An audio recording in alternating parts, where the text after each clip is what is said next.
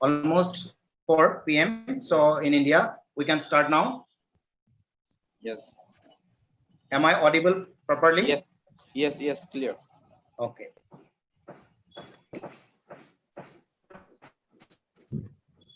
So respected participants, we are going to start our session now.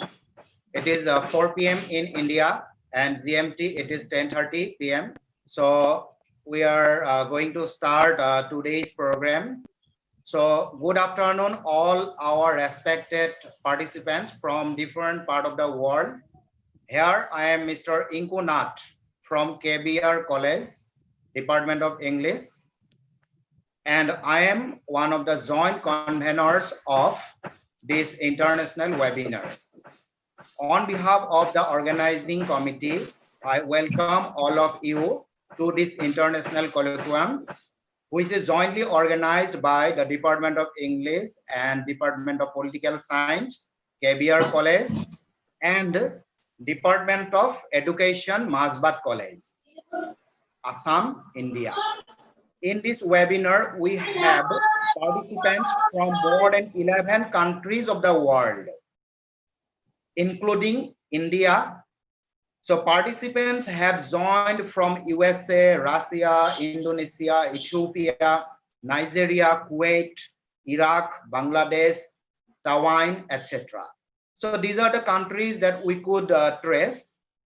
So the main topic of today's webinar is, I read out the topic, books that you must read before you die.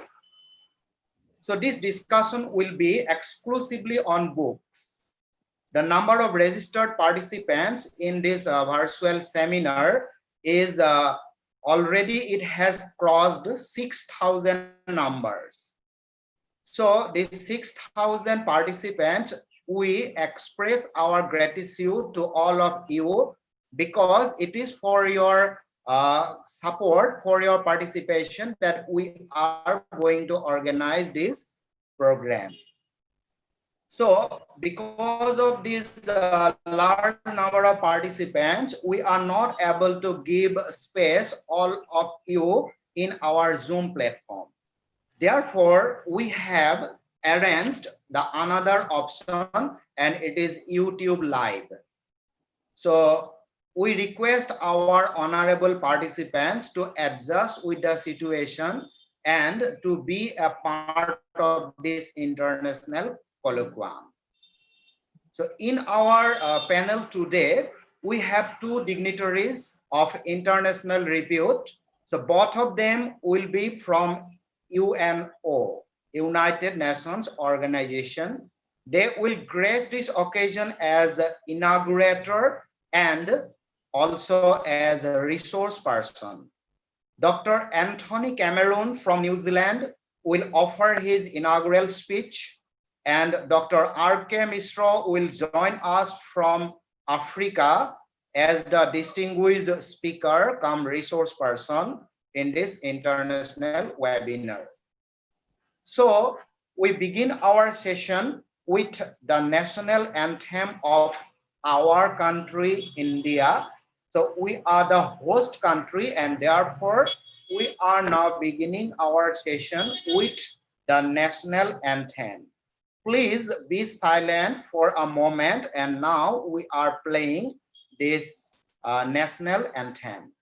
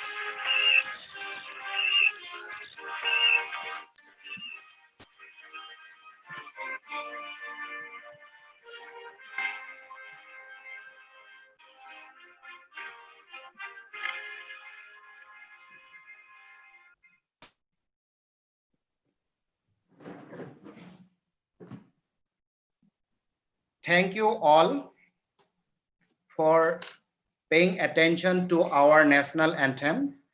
So now I request Mr. Jayanta KALITA, our co-convenor of this international webinar, to carry forward this program.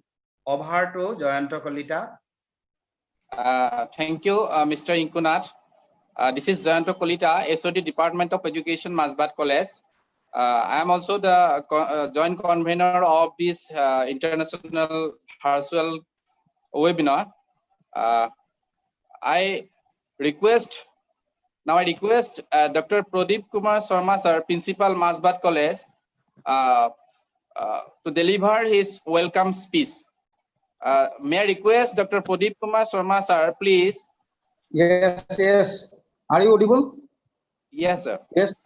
Are you audible? Yes, sir. Okay. Good afternoon to all. Good afternoon, Dr. Anthony Cameron, International Civil Servant, UNO, New Zealand, our inaugurator, and Dr. RITU Kumar Misra, International Civil Servant, UNO, South Africa, our speaker, Mr. Tazem Ali, Principal, KBRD College, Shah Alam Hussain sir, good evening. So friends, the COVID-19 pandemic has created an emergency situation where the response the civil society will very much determine the future of the affected countries. In this pandemic situation, where everything and everyone is the lockdown and unlock condition, the students are unlocking their brain, doing the alone classes and assignment given by the course instructor. To this, to not only students doing their assignment, but also to the teachers who are organizing the online classes. Today, the students of all age group and categories are performing their duties with a mobile phone or a PC. We know that online mode simply means you need to sit in front of a screen where emits harmful radiation. Friends, in these periods, everyone wants to be productive. Everyone wants to learn new skills, a new way of living life. But is it really happening? Today's webinar is very interesting topics, books you must read before dying. Reading is important because it develops our thoughts, gives us endless knowledge and lessons to read. While keeping our minds active, reading books can help us learn, understand, and makes us smart. Not to mention the knowledge, vocabulary, expansion, and thinking skills we develop. So read a good book today. Books can hold and keep all kind of information, stories, thoughts, and feelings unlike anything else in this world. Can words, paragraphs, and reading fictions be all that great for you and your health? It is definitely can, and it is timeless form of entertainment and information. In fact, for years, reading was the only form of personal entertainment, and perhaps this is why it has been in the spotlight for such a long time. Reading has survived the years, and luckily.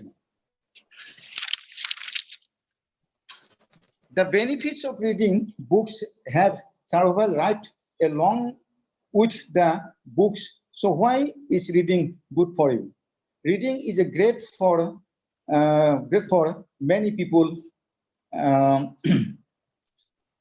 Like it also has many benefits for your mental health in the form of thinking and understanding.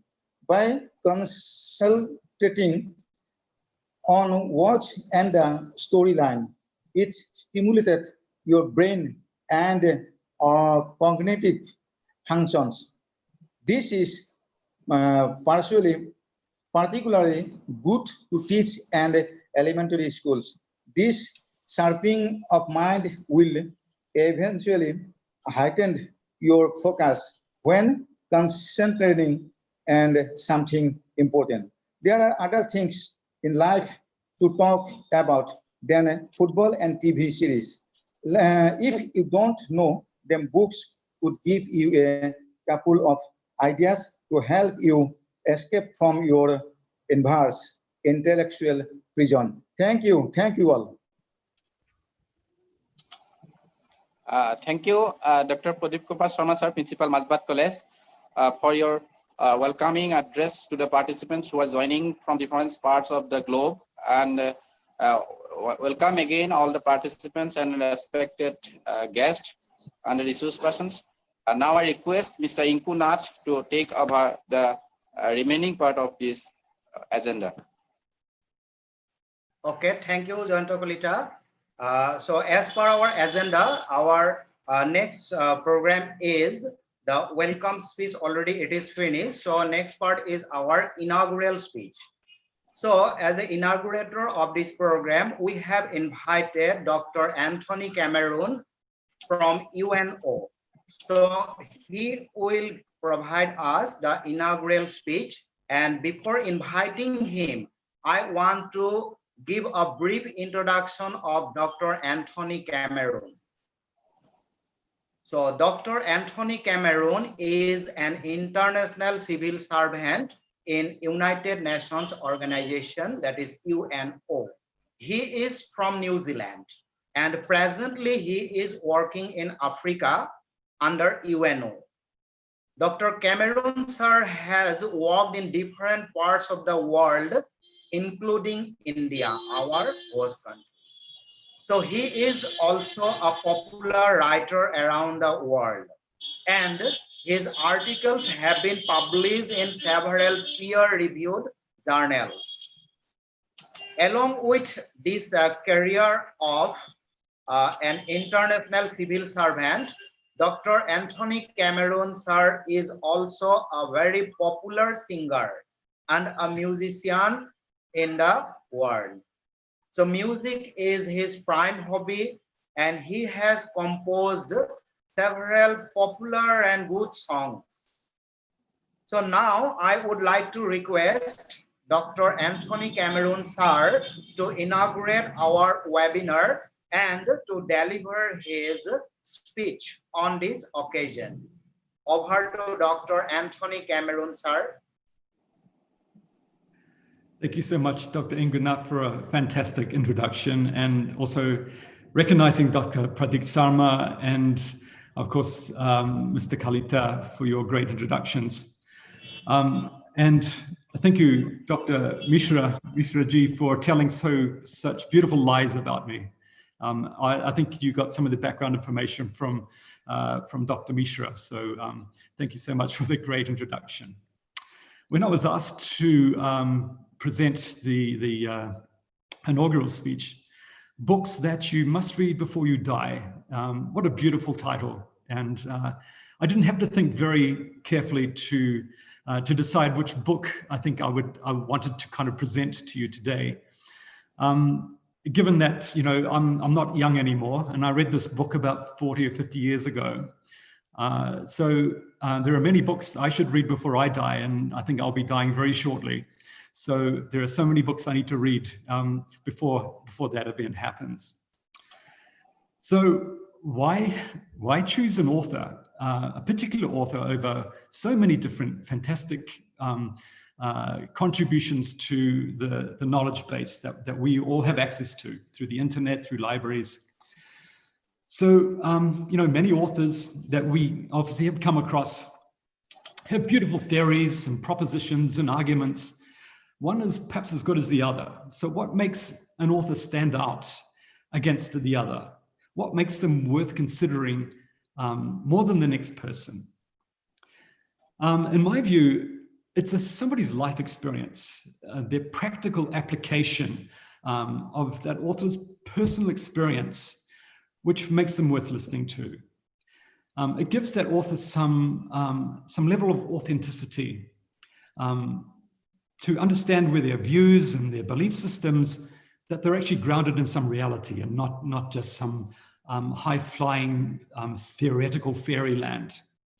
I'm not sure if you've read any Martin Heidegger. He was a German philosopher, but his theory was that people should live authentic lives, and authenticity, I guess, depends on the individual. But wherever you find that authenticity, this is where you should be aiming your life at. And we're better to find authenticity than in the face of adversity. And I think, you know, with this, the advent of COVID-19 across the globe now, many people are finding it very difficult to survive even. And so many people are living in adverse, life-threatening conditions. So I think this book that I'm about to present is very timely, especially nowadays where things are so uncertain and so fraught. And it's interesting to hear from authors, from people who have endured hardship and adversity, especially in life-threatening situations and challenges which they seem at the time insurmountable, yet they've somehow overcome those challenges and survived and lived to write about those experiences. So I think these people are worth listening to. These people are grounded in some reality and some experience. So this is what I would call an authentic author. So theories and worldviews that are born out of adversity and harsh life experiences and have found a meaning in that reality. So this search for meaning in the face of adversity leads me to introduce my preferred author, and I think one that everybody should read before they die. The author I'm about to present is Dr. Viktor Frankl. Dr. Viktor Frankl was a psychiatrist, practiced in Vienna before the Second World War. He was a Jewish doctor, and he was from the third Vienna School of Psychotherapy. So you've probably all already heard of Sigmund Freud. He was probably the first school of psychotherapy. The third school of psychotherapy was where our author today had his education. And Dr. Viktor Frankl released a book in 1959 called Man's Search for Meaning. And it was only a very short book. It's 100 pages long. It's very easy to read, very quick to read.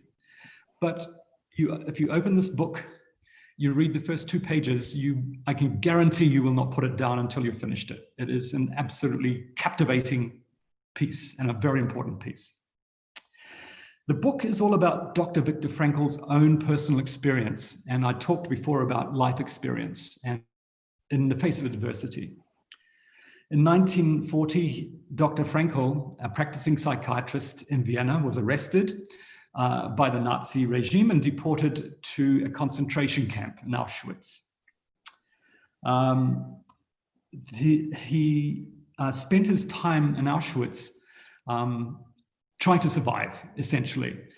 But he found some security, some solace in recording the experiences of himself and others around him who were in the same position of life-threatening experiences. He often quotes Nietzsche, Friedrich Nietzsche, another German philosopher. Nietzsche says, "He who has a why to live for can bear almost any how." He who has a why to live for can bear almost any how. So within this very dangerous, very horrible situation of a concentration camp, Dr. Frankl was writing his thesis on how people would react in the face of death. In the first instance, when he got off the train that deported him from Austria, the Nazi prison guard was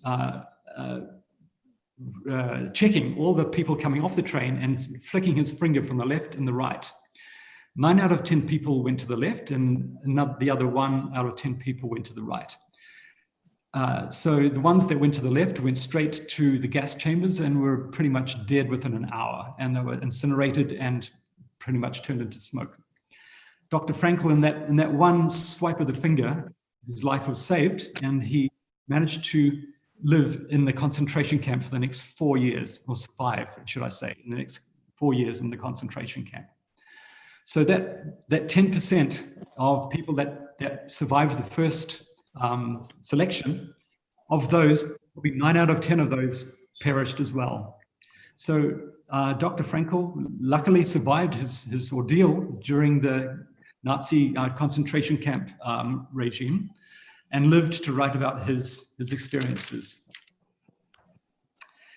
He noted that prisoners who had the will to live, of course, many of them died, most of them died actually in gas chambers or burnt in crematoriums, or died of disease or died of hunger. He was concerned less with the question of why most prisoners died, more he was concerned with the question of why anyone survived at all.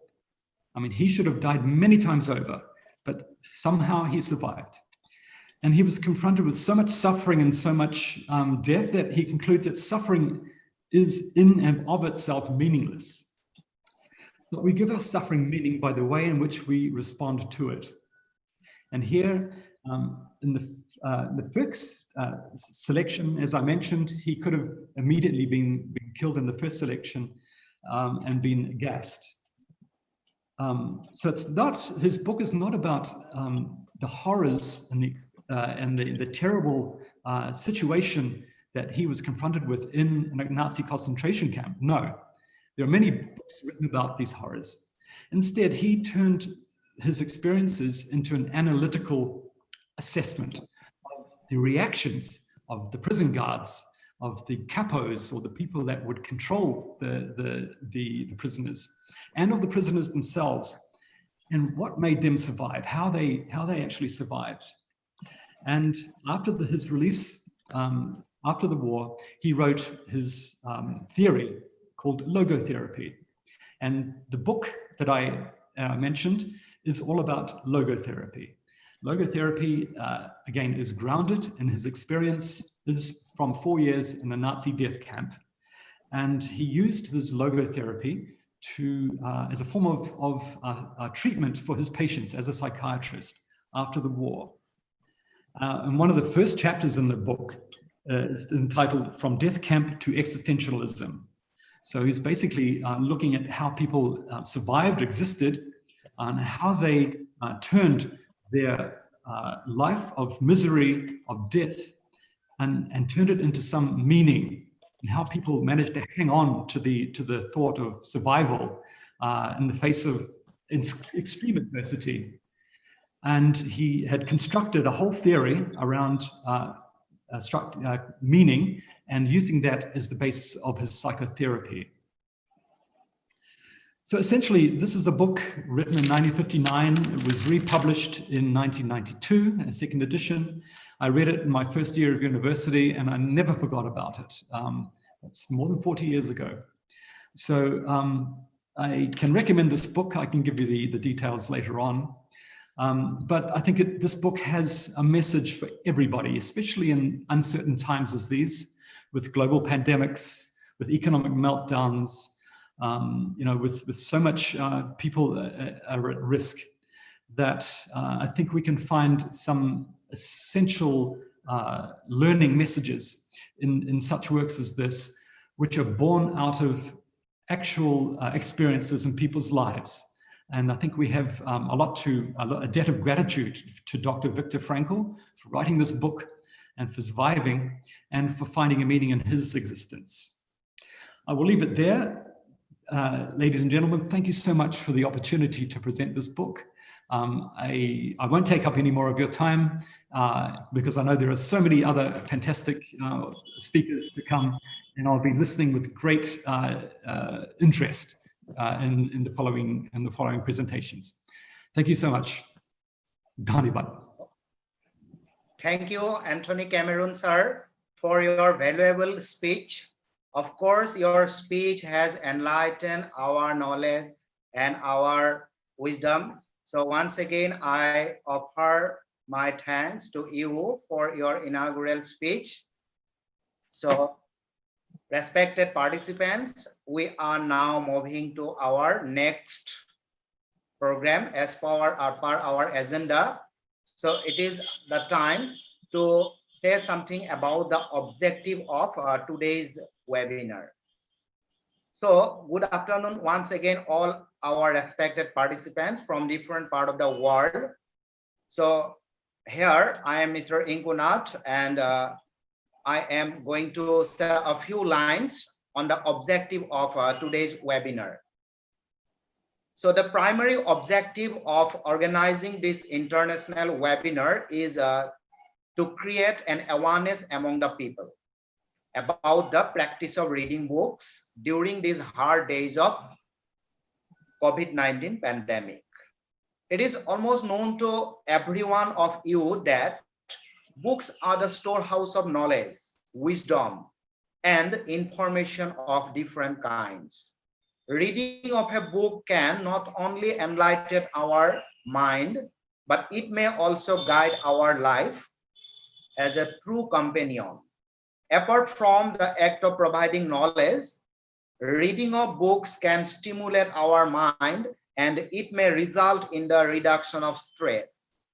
So like the span of our vocabulary is extended for reading books, our thinking process and the analytical skill are well trained by reading books.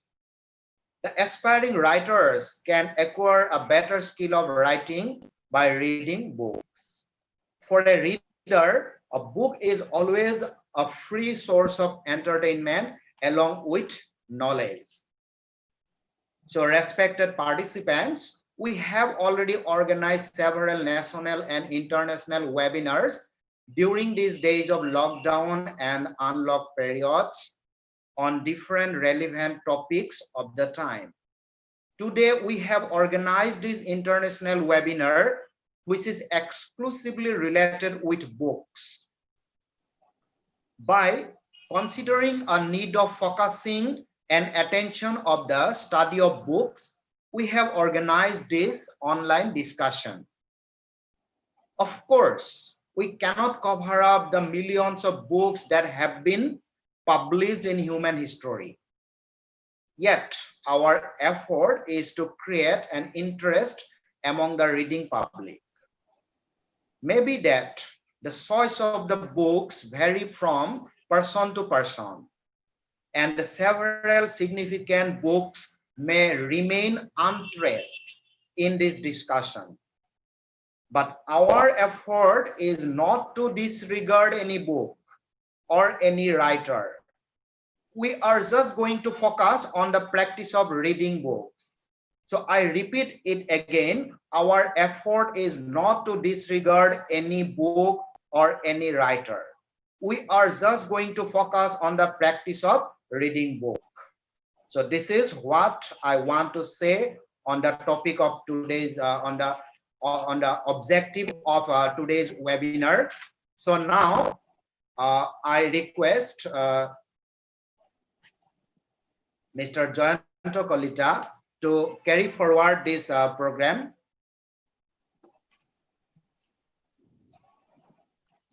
Thank you, Mr. NATH, joint convener of this webinar. As per the agenda, now it is the time of the speaker to address and to deliver on today's vital topic, that is the books that you must read before you die. So, respected participants and guests, today among us, the person who is the man of dignity, who always serving for mankind, he is the person who like to work for society and also like to share his experiences with others, because he believes sharing experiences is a knowledge. He always likes to help the needy people and has very interest to take part in different academic discussions. He is our most respected Dr. Ritu Kumar Misra from Malawi, South Africa. He did his PhD and MPhil in population studies from Jawaharlal Nehru University and master degree in geography from Delhi University. He has published many articles in national and international peer-reviewed journals. At present, Sir is working as international civil servant in United Nations Organization, Africa. He is a recipient of the prestigious Australian Leadership Award in 2012 from Melbourne University, Australia. So with this brief introduction, I feel and privileged to welcome Dr. Ritu Kumar Misra from South Africa to this virtual platform for your deliberation. So may I request you, sir, to take your time, please.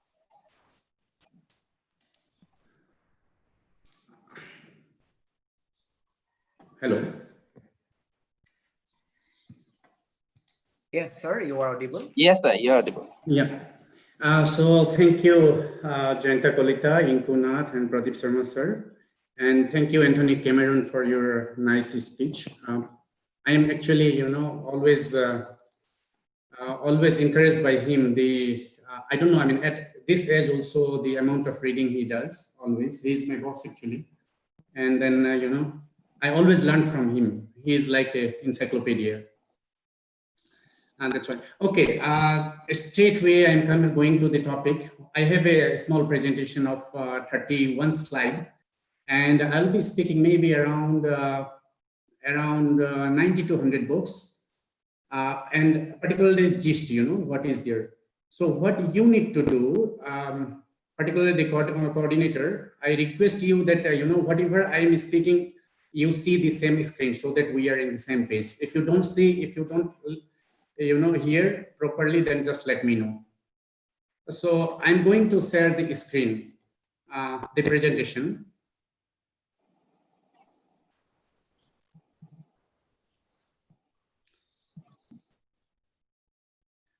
I hope it's clear, is it?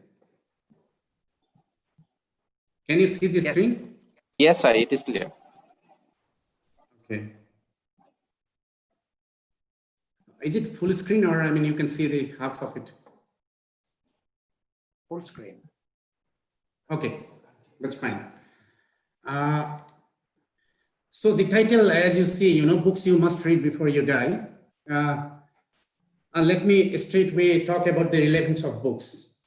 In our time, particularly if you go back to 20 years, 10, 20 years, then you will see that we used to read a lot. We were a member of district libraries, state libraries, visiting and reading lots of books. But now the scenario has completely changed. People are with tablet, with laptop, with mobile smartphones. They remain busy in, in these gadgets rather than reading. So I am a bit worried about the relevance of the physical books in future.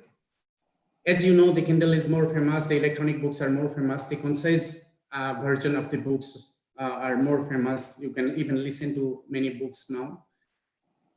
We have all these facilities. So it's an age of what we call digital transformation. Digitization and digitalization, these are, two different words actually, is taking place very rapidly. For example, you might have heard that Bitcoin or cryptocurrency. Crypto means it's hidden currency. So you don't touch your note physically. You don't touch your dollar or, rupees physically, but it remains virtually. So everything it's a competition. You can say, it's a transformation from physical to virtual. That is what is happening. So in future, even there are many virtual libraries now available. You can go and purchase the electronic books. So things are changing, but the one thing that won't change are the famous books, world famous books. So my first slide is on 4 books which are the best seller in the world throughout the time. I put 3 of them in one category. For example, the Bible, the Little Red Book, and Bhagavad Gita. So if you see, these 3 books have some similarity. But Harry Potter, Harry Potter series by J.K. Rowling, that falls under a different category. So the Bible definitely, I mean, as on that, if you see, it's like estimated 5 billion they published, but if you see the Christian population, it's around 2.7 billion. So it's because of the Christian missionaries. They print, they keep in the hotel, they keep in the guest house, and that's how the number goes, rises. And Little Red Book, definitely, Mao Zedong, he was the chairperson of the Chinese Communist Party, Revolutionary Communist Party. So there was a time when it was mandatory to carry the little book. I mean, it's called Red Little Book in English because the book was small and you can put in the pocket. So, and this was also like sold almost 800 million copies. The third is Bhagavad Gita. I'm sure that most of Indian families, they have in their household. The Bhagavad Gita was actually, it became popular because of the ISKCON. I think most of you know, it's International Society for Krishna Consciousness. So what they have done, they have established temple across world. I mean, I visited some of the temples in other countries as well. So they have printed and circulated this Bhagavad Gita, in these, I think there are more than 1,000 temples now across the world. And they have been distributing, they have been making it popular, where you can find the true Vedic culture, So these three books, if you see, there is a force behind them for making them popular, for selling, so maximize their sale actually. For example, in Bible, it's Christian missionary, definitely the Little Red Book, it was the Chinese Revolutionary Party, and the Bhagavad Gita, it's ISKCON Society. But the fourth one, if you see, it's interesting. I mean, because there was no force, and this was the best seller in the world. Was having sold almost more than 500 million copies. Okay, 1 million is 10 lakhs for your information. I think we don't use in India this word much.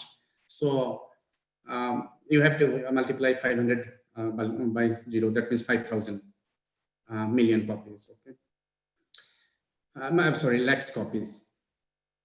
So I'll start before going directly to the books. I'll just speak a little bit about facts on the books.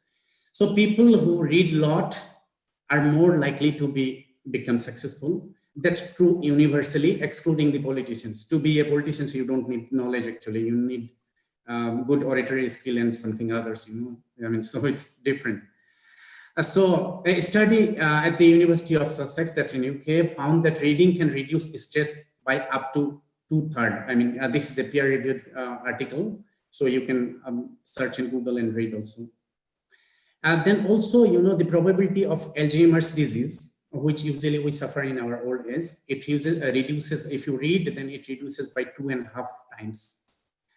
And if you ask, what is the capital of book lovers, then it's Warsaw in Poland, because of the number of libraries. They have 12 libraries for 100,000 of population, the highest number, followed by Seoul and Brussels. Seoul is in South Korea, Brussels is the big capital of Belgium.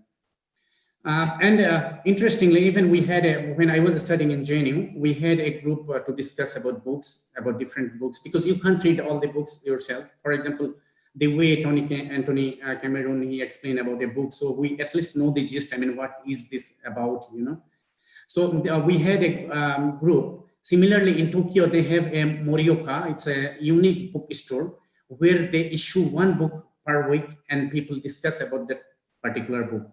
They come and discuss. So even if you don't read that book, if you listen to their discussion, you understand about that particular book.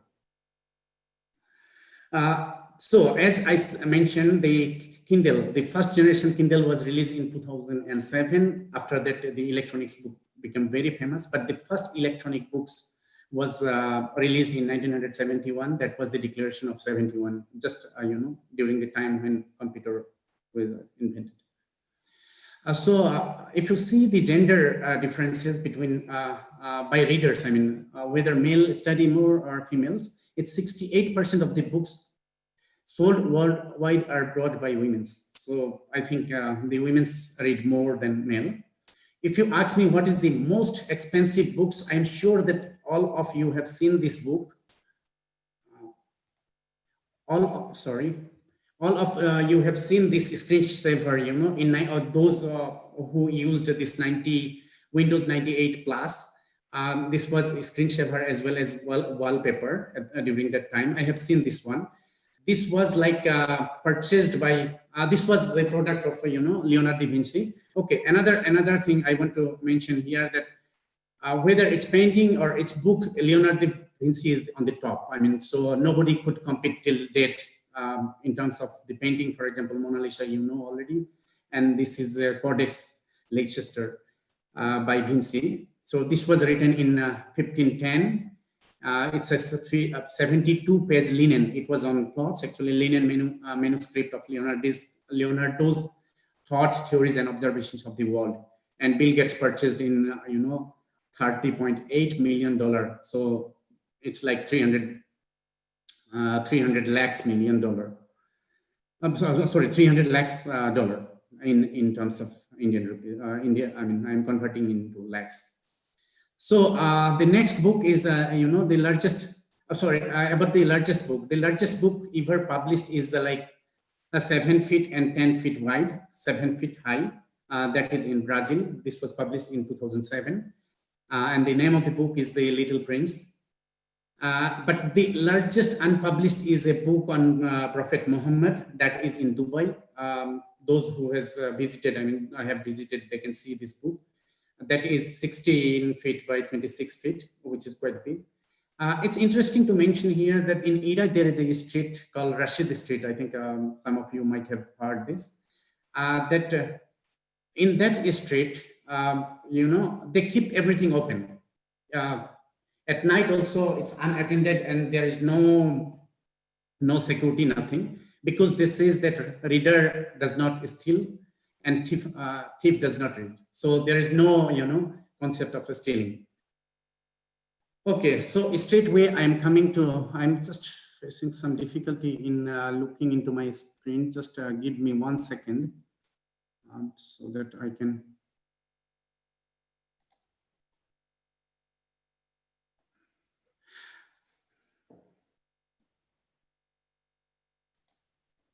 Yeah, the first book I am talking about, Anthony Cameron already mentioned about the, you know, about psychology. So the first book is The Interpretation of Dreams by Sigmund Freud. He is known as the father of psychoanalysis. During my graduation days, I was very interested in dreams actually, you know, and still, I mean, the scientists across the world, they are trying to capture the dreams using different methods, different machines, I mean, there has been lots of research on dreams. But Sigmund Freud, what he did, you know, if you go through this book is translated in most of the languages, including several Indian languages. So I'm sure that we have this in Hindi, in Assamese, in Telugu, in Malayalam, almost all the languages. So for the first time, he interpreted dreams. What is dreams about? Because there are lots of superstitions related to dreams. For example, before traveling, if you see something that there is an accident happened at night, then you cancel the, you know, traveling like that. So he mentioned about conscious brain, you know, conscious mind, subconscious and unconscious mind. So it's very interesting book. If you read this, as Tony, you know, Anthony Cameron mentioned that book, once you read 2 pages, you can't, you know, keep it. So you have to finish the book.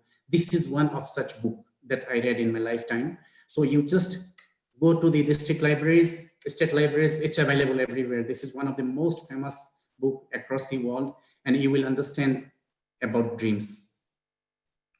So that's why he is known as, you know, father of psychoanalysis. But if you go, you know, Wilhelm, he was the father of psychology because he established the first laboratory dedicated to psychology in Leipzig in Germany in 1879. And then, you know, people started that our brain reacts differently in different situations. When you are afraid, your brain reacts differently, you behave differently. So that's how, you know, he became the father of psychoanalysis.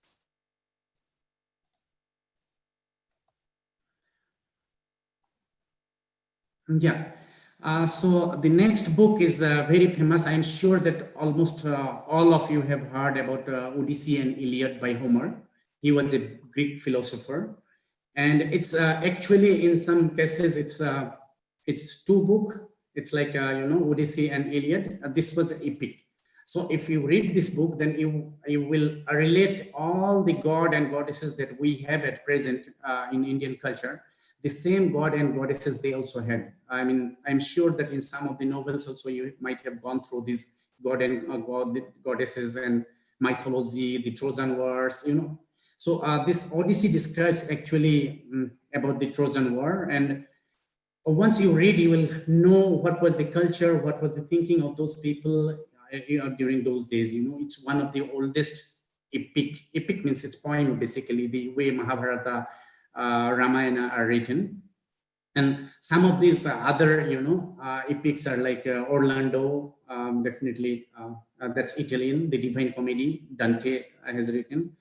I'm sure that all of you have listened these world famous epics.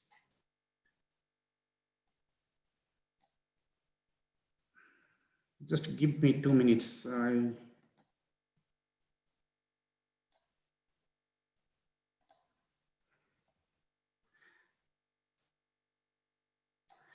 Yeah, so the next is like William Shakespeare. Definitely, I am sure that in our textbook we have read about William Shakespeare.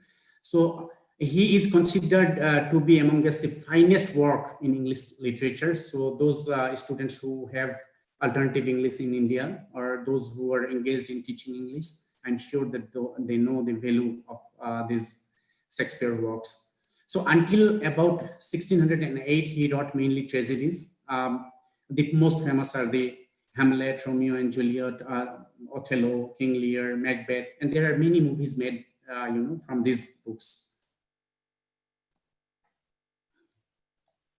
Yeah, the next one is very interesting, because whatever we are doing, we are talking about the free market, we are talking about the discrimination between the rich and poor, the real tragedy. For example, he is known as father of economics, Adam Smith.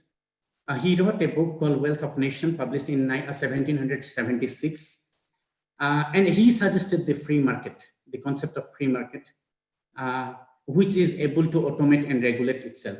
And the famous quotation that he gave is that the real tragedy of the poor is poverty of their aspirations. The poor remain poor because they don't aspire, they don't have aspiration to become rich. And that's the real tragedy, what he mentioned.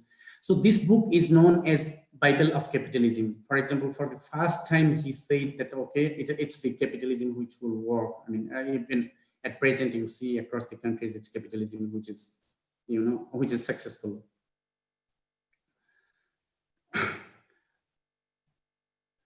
Okay, now I'll be talking about the Socrates. So I'm sure that 100% of you have learned about Socrates. The picture in the right hand side you can see is the painting actually. While he was taking, it was the king actually who forced him to drink the poison, and he died. I'm sure that we had some lesson on Socrates in school. And Socrates, he was the tutor of Alexander the Great. So in the next slide, I will show the lineage actually of these Plato and Socrates, Aristotle, and sorry, not Socrates, Plato, Aristotle, and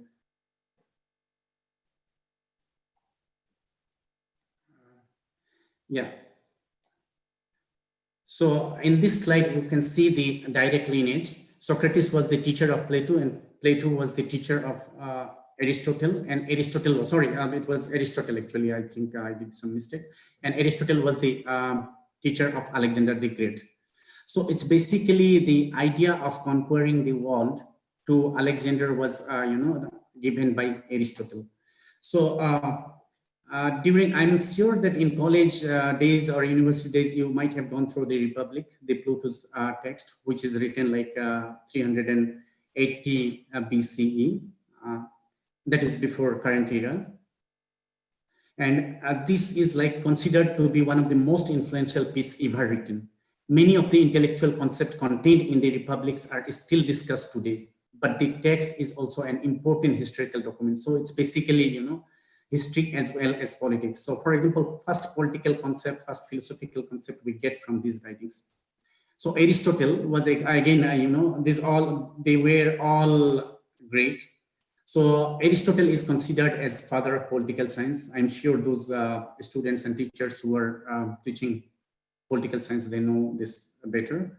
And his writings covers many subjects, including physics, biology, zoology, metaphysics, logic, ethics, aesthetics, pottery, theater, music, psychology, linguistics. It's like Leonardo da Vinci. I'm really sometimes shocked at how a person can be expert on so many subjects. If you see, his most famous work was Nicomachean, Ethics. So, living well. So his most famous quotation was like, living well is the primary goal of life. That is what he said. So in this one, I would also like to mention that he actually, for the first time, he differentiated between morality and politics, and he also defined ethics. So before that, I mean, people thought that in politics, it's morality which works. You need to be moral, you need to be ethically right. But he differentiated that it's not. There is actually no room in most of the politics across the world. If you see now present scenario, then you will understand. The next book is definitely by Niccolo Machiavelli. He is considered as the modern father of political science. What he wrote is The Prince. But there is another Indian book which is called Arthasastra, written by Kautilya. Kautilya is also known as Vishnugupta or Chanakya. He was one of the most famous person in the court of Chandragupta Maurya in Takshashila University.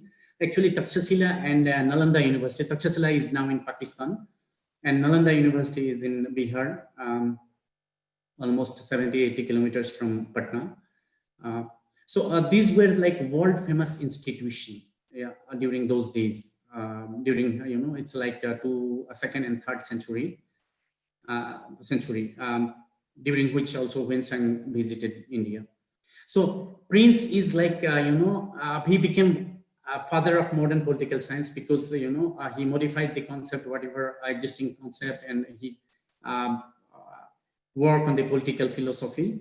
But Arthasastra, the problem was that Arthasastra was written in Sanskrit and it was not translated in English. It was translated very late, and that's why this was not famous, but it was. This is considered like equivalent. Those students who are in history and political science, they will understand the importance of this book. The next book is on definitely Communist Manifesto. Communist Manifesto was written by Marx and Friedrich Engels. So Karl Marx is considered as the father of communism. Communism is scientific socialism. So this is, if you have compared the different forms of government across the country, you will understand that communism is the best form of government. But unfortunately, both of them, Karl Marx and Friedrich, they were from Germany. And in the later stage, actually, Karl Marx said that communism is like opium. It's like noon. It comes and goes.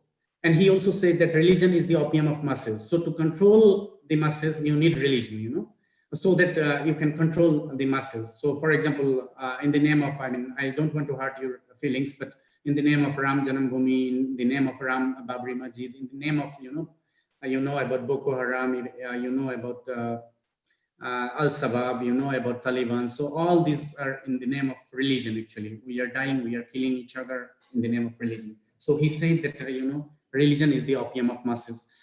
He wrote also another book called Das Kapital. So if you read these books, then you will get the idea of, it's called thesis, antithesis, and synthesis, these arguments with Hegel. Hegel was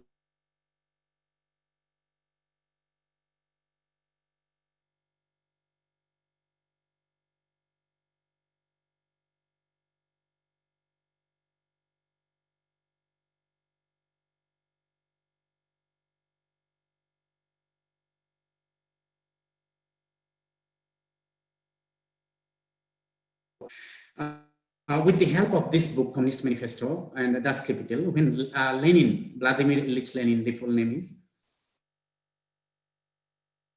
Hello, are you hearing me? Hello, hello. Am I audible? Yes, sir. Sometimes your voice is breaking. Sometimes breaking. Okay. But yeah, okay. That's what I see in my screen, that my internet connection was unstable. So, Lenin read the books and he converted everything, whatever written by Karl Marx, into reality. I mean, he formed the Bolshevik Party, the famous Bolshevik Party. You know about the famous October Revolution, and he became the head of the Bolshevik Party. And I mean, whatever it was written, the theory, I mean, he converted into practice, and the USSR was formed in 1917. And from 1917 till 1989, till the dissolution of the USSR, it was like the same philosophy. But if you see how this communism existed, how it continued for so many years, almost 70 years, then you will understand that it's not because people like communism, but it was Stalin. For example, Stalin killed so many people, I mean, whoever raised their voice. So it was by force they made it equal.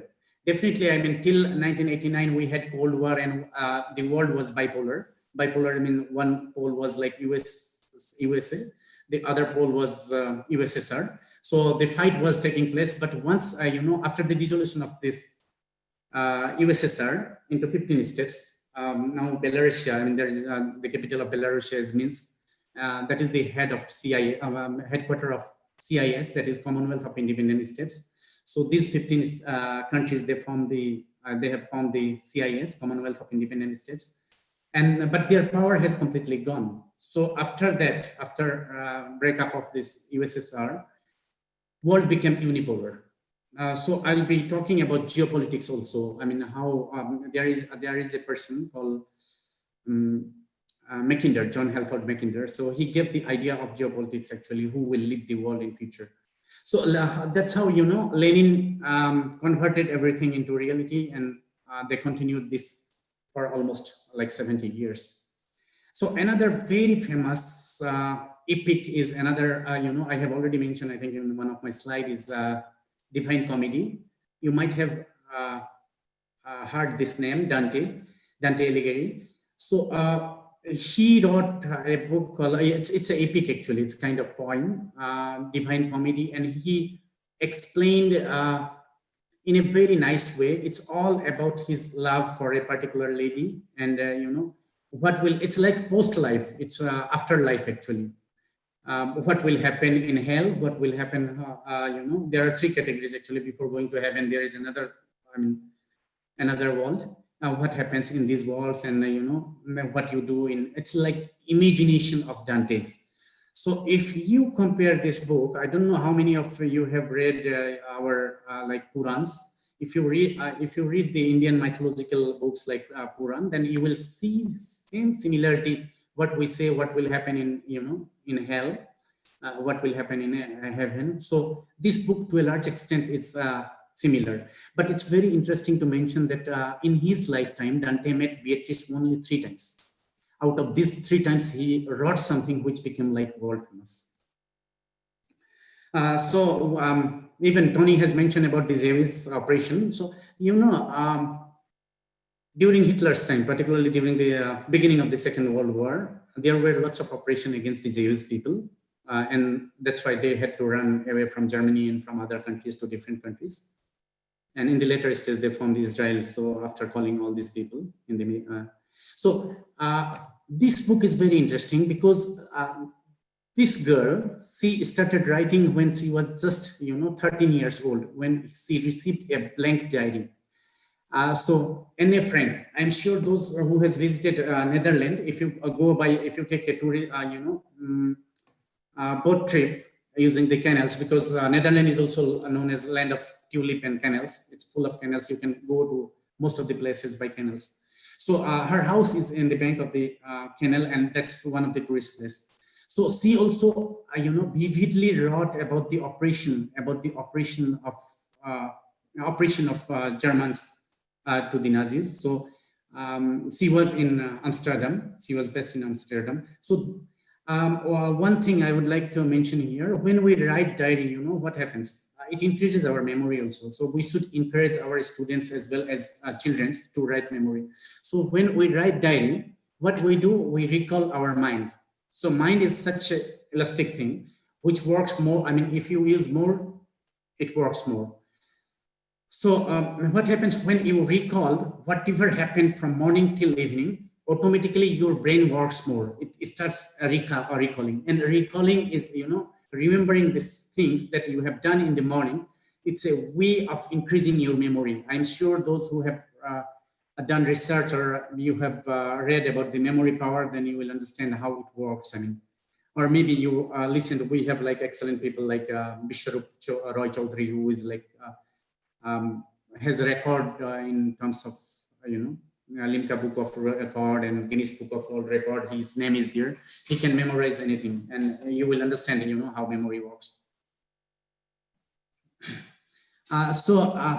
The next book is like by Sir Isaac Newton. We call him Sir Isaac Newton, who is, you know, that the apple theory, which fell in his head and, you know, which became very popular. Philosophy Naturalis Principia was the book written, you know. It's even, this book is relevant at present condition, because even there was a plague, you know, during that time in 1726, 27. The plague killed lots of people. I'm sure that most of you know about this plague. And he wrote this book, you know, during that time. So this became one of the most famous book, and you will see that, you know, he gives lots of theories on the lights also. Lights, mechanics, calculus, all these things. Yeah. The next one is The Meaning of Relativity by Albert Einstein. In many places I read that he was the first person in the world who used brain to a maximum limit.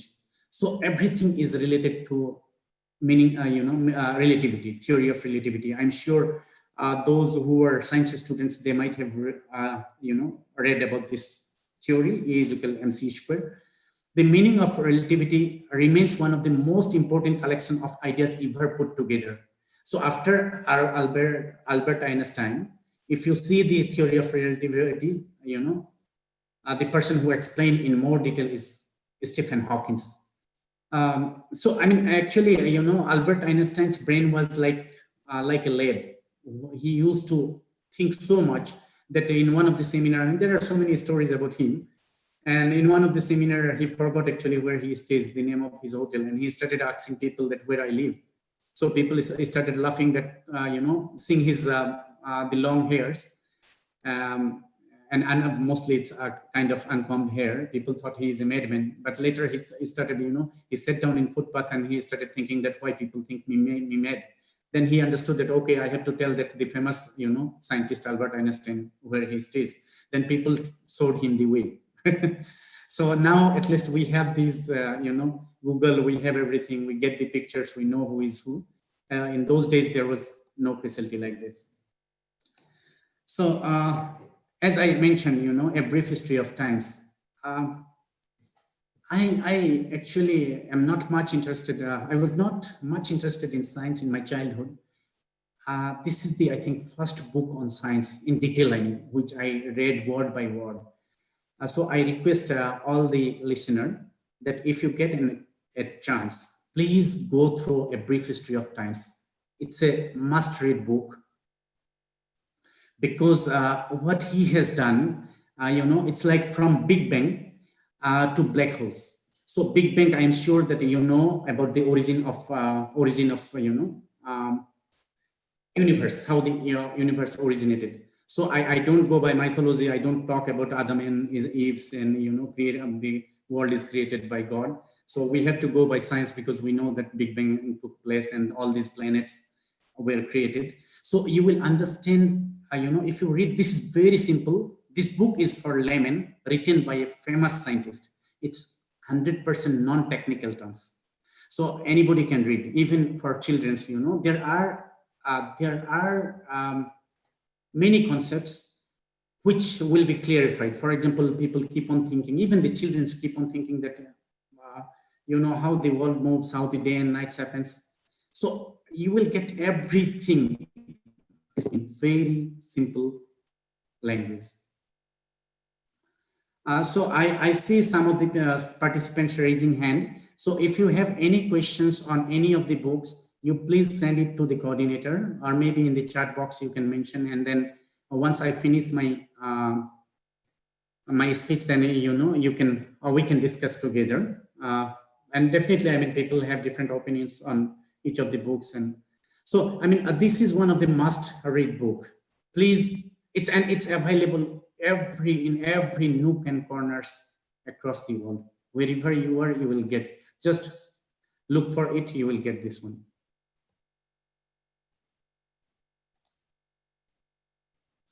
Yeah, the next one is like Wegener's. I'm sure that you might have heard about Sir John Alfred Wegener.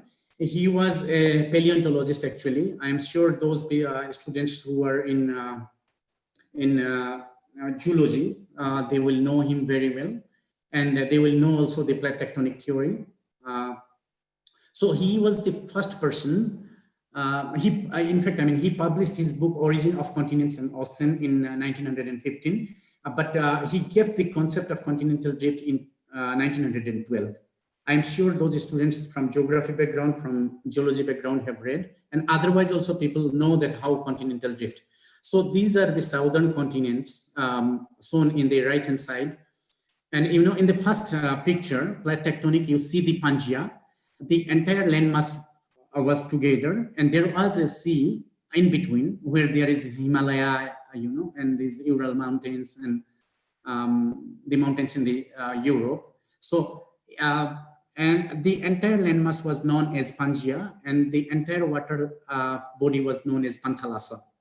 And because of the movements of plate over a period of times, these continents separated. So I have shown in the right-hand side some of the pictures of these, animals.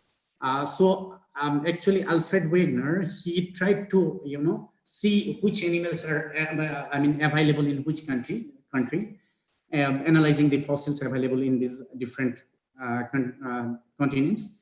And then he gave this theory. And he also did the jigsaw, it's called jigsaw fit of these continents, which matches, if you see, it's exactly matching, with each other. So that's how it got separated over a period of times. So together with this, in 1800, I think this plate tectonic came in 1869, if I am not wrong. There is a book called New Views on Old Planet. This is also, if you want to know about, how these continents are moving, why the earthquakes are happening, what is this volcanoes, what is tsunamis, all the concept, right from the continental origin of the continents and oceans till now, how the 14 major plates are there. I think around 47 minor plates are there. Because of the movements of these plates, these things takes place. I'm sure some of you might have heard about the theory of isostasy, which is very linked to, theory of gravity and also plate tectonic. So all these theories you will find combined in this book, New Views on Old Planets. So this is very interesting and a must-read book for geologists particularly, and also the geographers, and also those who are interested in knowing how these continents were created. Yeah, the next book is on the origin of species. Everybody have seen in the right-hand side, you know, how we became men, Homo sapiens from a monkey. So if you don't go by mythology, where we always talk about Adam and Eve, you know, how they created in the garden. So we know about Adam apples. I mean, there are so many mythological theories, but we can't go, since this is a forum for educated people, we don't go by mythology. So we go by reality actually, and whatever the science says. You know, Darwin was very famous for his theory of evaluation. And he gave basically the 4 concept is very famous, you know, key points. That is, individuals of species are not identical. Traits are passed from generation to generation. More offsprings born than can survive. And we always talk about survival of the fittest, like adaptation. I mean, so you need to adapt in different environment. So theory of adaptation, everybody knows. So that's how this became one of the world's classic book. I mean, so till now we have been following, and whatever development on theory of evolution is taking place, it's based on this book. So now we come to this father of geography. So in this presentation, I thought of presenting you to some of the personalities who became like father figure for, because father is father, is it? So father figure for these subjects. So Eratosthenes was called the father of geography, since he was very knowledgeable about the earth. He invented a system of latitude and longitude. All about, we are talking about the GPS, we are using the Google map to find different locations. So all these calculations are based on latitude and longitudes. And you just imagine, during those days, I mean, he gave the concept of latitude and longitudes. And based on this, for example, now I think we have around 37 satellites in the in space, because of which we get the exact location, called GPS, global positioning systems. So all these present developments are based on latitude and longitudes. So another famous person is definitely the Ptolemy. Ptolemy gave, he drew the first map of the world. So that's why he became, you can say him as the father of cartography. Cartography is the science of map making.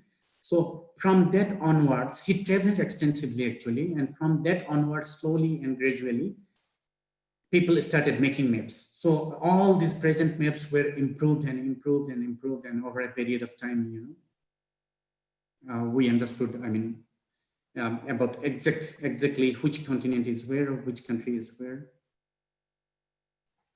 So I'm sure we have students from history, but whatever I'm saying is very basic and you need to know. I'm sure that most of you have heard the name Herodotus. So he is regarded as the father of history. He was the first historian to collect his materials systematically, test their accuracy, because whatever you collect may not be accurate as well. Whatever is possible, you can't always test the accuracy of history to some extent, and arrange them in well-constructed and vivid narratives. That's why he became like, father of history. He remains the leading source of original historical information, not only for Greece, because in old time, whatever books and whatever paintings, whatever things comes, it's mostly from Greek. I think you might have heard the Empire of Macedonia. It was called Macedonia actually, where Alexander the Great was there. Greece between 550 and 479 BC, but also for much of Western Asia and Egypt at the time. We talked about, when it comes to China, because most of people are interested in knowing more about China, but it's difficult to know. So definitely, I don't, agree with whatever Mao Zedong said, but you have to agree what Confucius says. I'm sure all of us heard his name, Confucius. He is also known as Kong Kui. He was a Chinese philosopher, teacher, and political figure. So the Analect is a collection of sayings and ideas attributed to Confucius, a Chinese philosopher. The text has been read and studied in China for the last 2,000 years. So, and people are still reading, and has a monumental impact on the Chinese culture. The next book is written by someone, from my university where I studied. It's Jawaharlal Nehru University. He was a professor there, Bipin Chandra, very well-known historian, one of the most famous historian across the world. In India, definitely, he is like Ramila Thapar and Bipin Chandra. So he wrote a book called India's Struggle for Freedom. So why I suggest, let me check the timing. Okay, it's not much, it's 40 minutes. So why I suggest this book, we all regard Mahatma Gandhi as the father of nation. But if you read and go through this book in detail, then you will understand. Who is the real father of the nation, who has contributed how much. For example, you will understand how, why Subhash Chandra Bose, who was the most famous leader in 1938 in Tripuri and Haripura Congress, who became the president of INC, Indian National Congress, who had to run away from the country because, Mahatma Gandhi opposed him. So you will understand in a better way. So if you really want to know about India's struggle for independence, and you really want to put some Buddhist pictures in your room, usually the Mahatma Gandhi's pictures is across, because he was like a kingmaker. He met, Jawaharlal Nehru king, and that's how he became like so popular. So please go through the book. He also wrote The Rise and Growth of Economic Nationalism. This is one of the most fascinating book in the world. I think world famous paintings by Rockwell Kent. You will see, as I said, I already mentioned about the most famous book in the world, which is like 17 pages, written in a linen by Leonardo da Vinci. Again, the same, things like world's most famous, the costliest painting is also done by Leonardo da Vinci. The cost at present, for example, in 2019, it was assessed and they found that the cost is 850 million. That means it's 8,850, 50 lakhs US dollar. So that's one of the, and this picture is available in Louvre Museum. Louvre is a museum in Paris. It's very nice. I think you might have heard the Vinci Code, the movie Vinci Code. The museum is shown in the background, in all the posters, the Vinci Code, of the Vinci Code, you will see the museum, one of the most famous museum. It's amazing, I mean. So if you get an opportunity, please visit this museum to see the original pictures of Mona Lisa. And also the Last Supper is there, Last Supper. So in this book, why I always used to see Mona Lisa's picture. I know that, okay, this is Vincent Go, but we never knew why the particular painting is famous. So in this book, you will get, in one side of the book, you will see the picture of the painting, and the other side, you will see why this particular painting is famous. So the explanation for being famous. For example, if you see the Vincent van Gogh, then you will understand he was the person actually. He don't had much money for hiring the models for painting, so he started doing started sketching actually his own portraits, and that's how he became one of the most famous person for self-portrait. And once he actually mutilated his one of the ear, and then after that he was bandaged himself, and then he came and again he started doing self-portrait. So it's also very famous, one of the most famous self-portraits in the world. So this book definitely you can purchase. You have to go to the libraries and look for this one. I don't know whether it's available in all the libraries or not, but definitely in State Library. Yeah, so again, another legend from India. He is Aryabhatta. Aryabhatta was a mathematician and astronomer. We all know that he invented zero, and basically it's not direct zero. I mean, if you read more about Aryabhatta, then you will understand he actually came up with like what we call like it's 0, 10, 100. So he invented the place values where the value of 0 was hidden. He also invented the value of pi, what is almost exact value of 3.14. So he was one of the most famous person, born in Kerala, but studies in Nalanda University. As I said, Nalanda was the top level university during those days. So another book, it's like, one of the most best examples of literary nonsense we call. It's called, okay, what is literary nonsense? Many of you may not know what is literary nonsense. So literary nonsense is a combination of, things which make sense and things which make no sense. So it's combination of literary, it's together, it's called literary nonsense. So it tells a young girl named Alice who falls through a rabbit hole into a subterranean fantasy world populated by its anthropomorphic creatures. It's called anthropomorphic because, for example, when a particular animal behave like, have some characteristics of human, it's called anthropomorphic because the human characteristics is there. They can speak, they can think, they can talk. That's why it's called. So it's like it's one of the most famous, and there are certain things which are very, I don't want to go through because it will take time to, why this is famous, and one of the best known and most popular works of English literature fiction side. But for definitely adults as well as children, this is one of the must read book. It's available everywhere, and I'm sure almost 50% of you might have already read this one. So let's come to father of mathematics.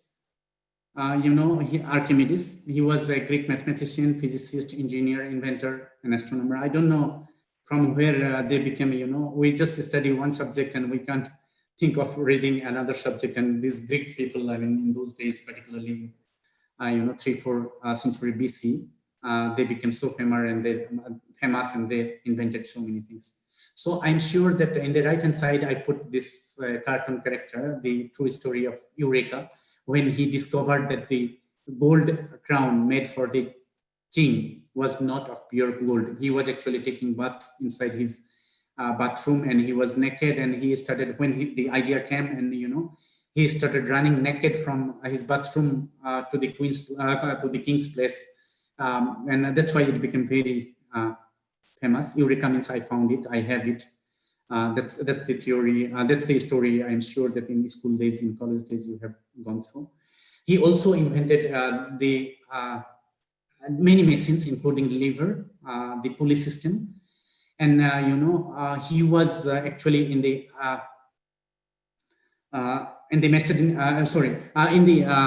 Syracuse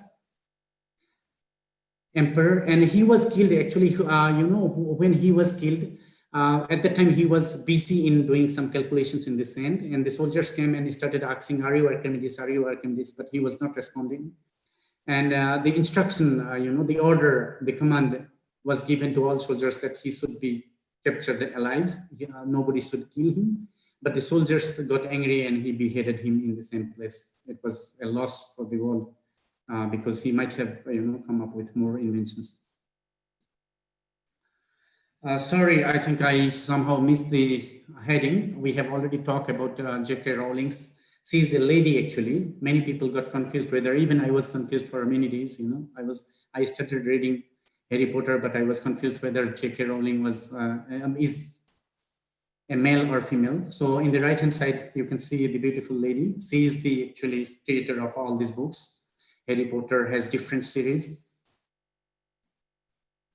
So as on that, I mean, there are, I think, 7 books, and the first one is Harry Potter and the Order of Phoenix.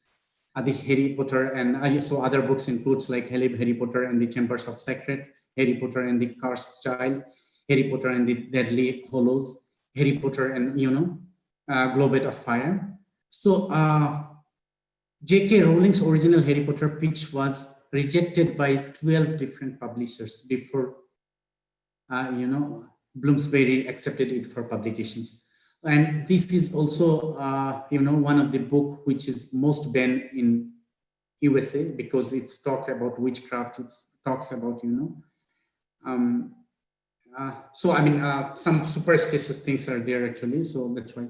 So this is the largest selling without force. I mean, if you see without any force behind this book, she just wrote and it became so famous. There are so many movies also done on these books, including the Hollywood, Bollywood, in different countries. Let's come to the father of geopolitics. I think somewhere I mentioned slightly. So all these wars, if you see the Second World War, actually this person was in the back, what I see. Sir John Halford Mackinder. He was from Britain and he gave a theory in 1904. Then he modified the theory in 1909. And he again modified the same theory in 1943. So, there are causes for these modifications. In 1904, when he wrote the first theory, the Air Force was not developed. When he modified the theory in 1919. This was written after, he changed the theory actually after the First World War, when he realized that, okay, it's not the Siberian part of the country, or the Siberian part of the world which will dominate the world. And then again, after Second World War, it's not after actually, because just before the Second World War, when the Air Force was developed, and he modified the, in 1943 and the World War, before the end of World War in 1945. So he wrote this world in the map. You will see that what he says, the theory, the first one is the main crux of the theory, the gist of the theory. In the second one, you can see the heartland, what he said will dominate the world, particularly the Eastern Europe and Siberian part of the Russia. But in the last one, when he modified his theory in 1943, you will see that what he called is Midland Basin, the eastern part of, particularly the USA, USA, eastern part of the America, and western part of the Europe. So he said that along with the Atlantic, which is he called Midland Basin, so they will rule the world. And that's what is happening at present. That's the part, which is ruling the world. And that's why he became father of geopolitics. So let's come to the Charles Dickens. I'm sure that when I take this name, almost 100% of you have read, because though I'm sure that those who are interested in this webinar, they are interested in reading. So Charles Dickens was a British novelist. He wrote some of the most famous books, including Oliver Twist. We read, I think, during our school days, A Christmas Carol, Nicholas Nickleby, and David Copperfield, A Tale of Two Cities, and Great Expectation. These are in fact, some of them are my favorite books. So it is said that every literature scholars have managed to read Charles Dickens' books once in their lifetime.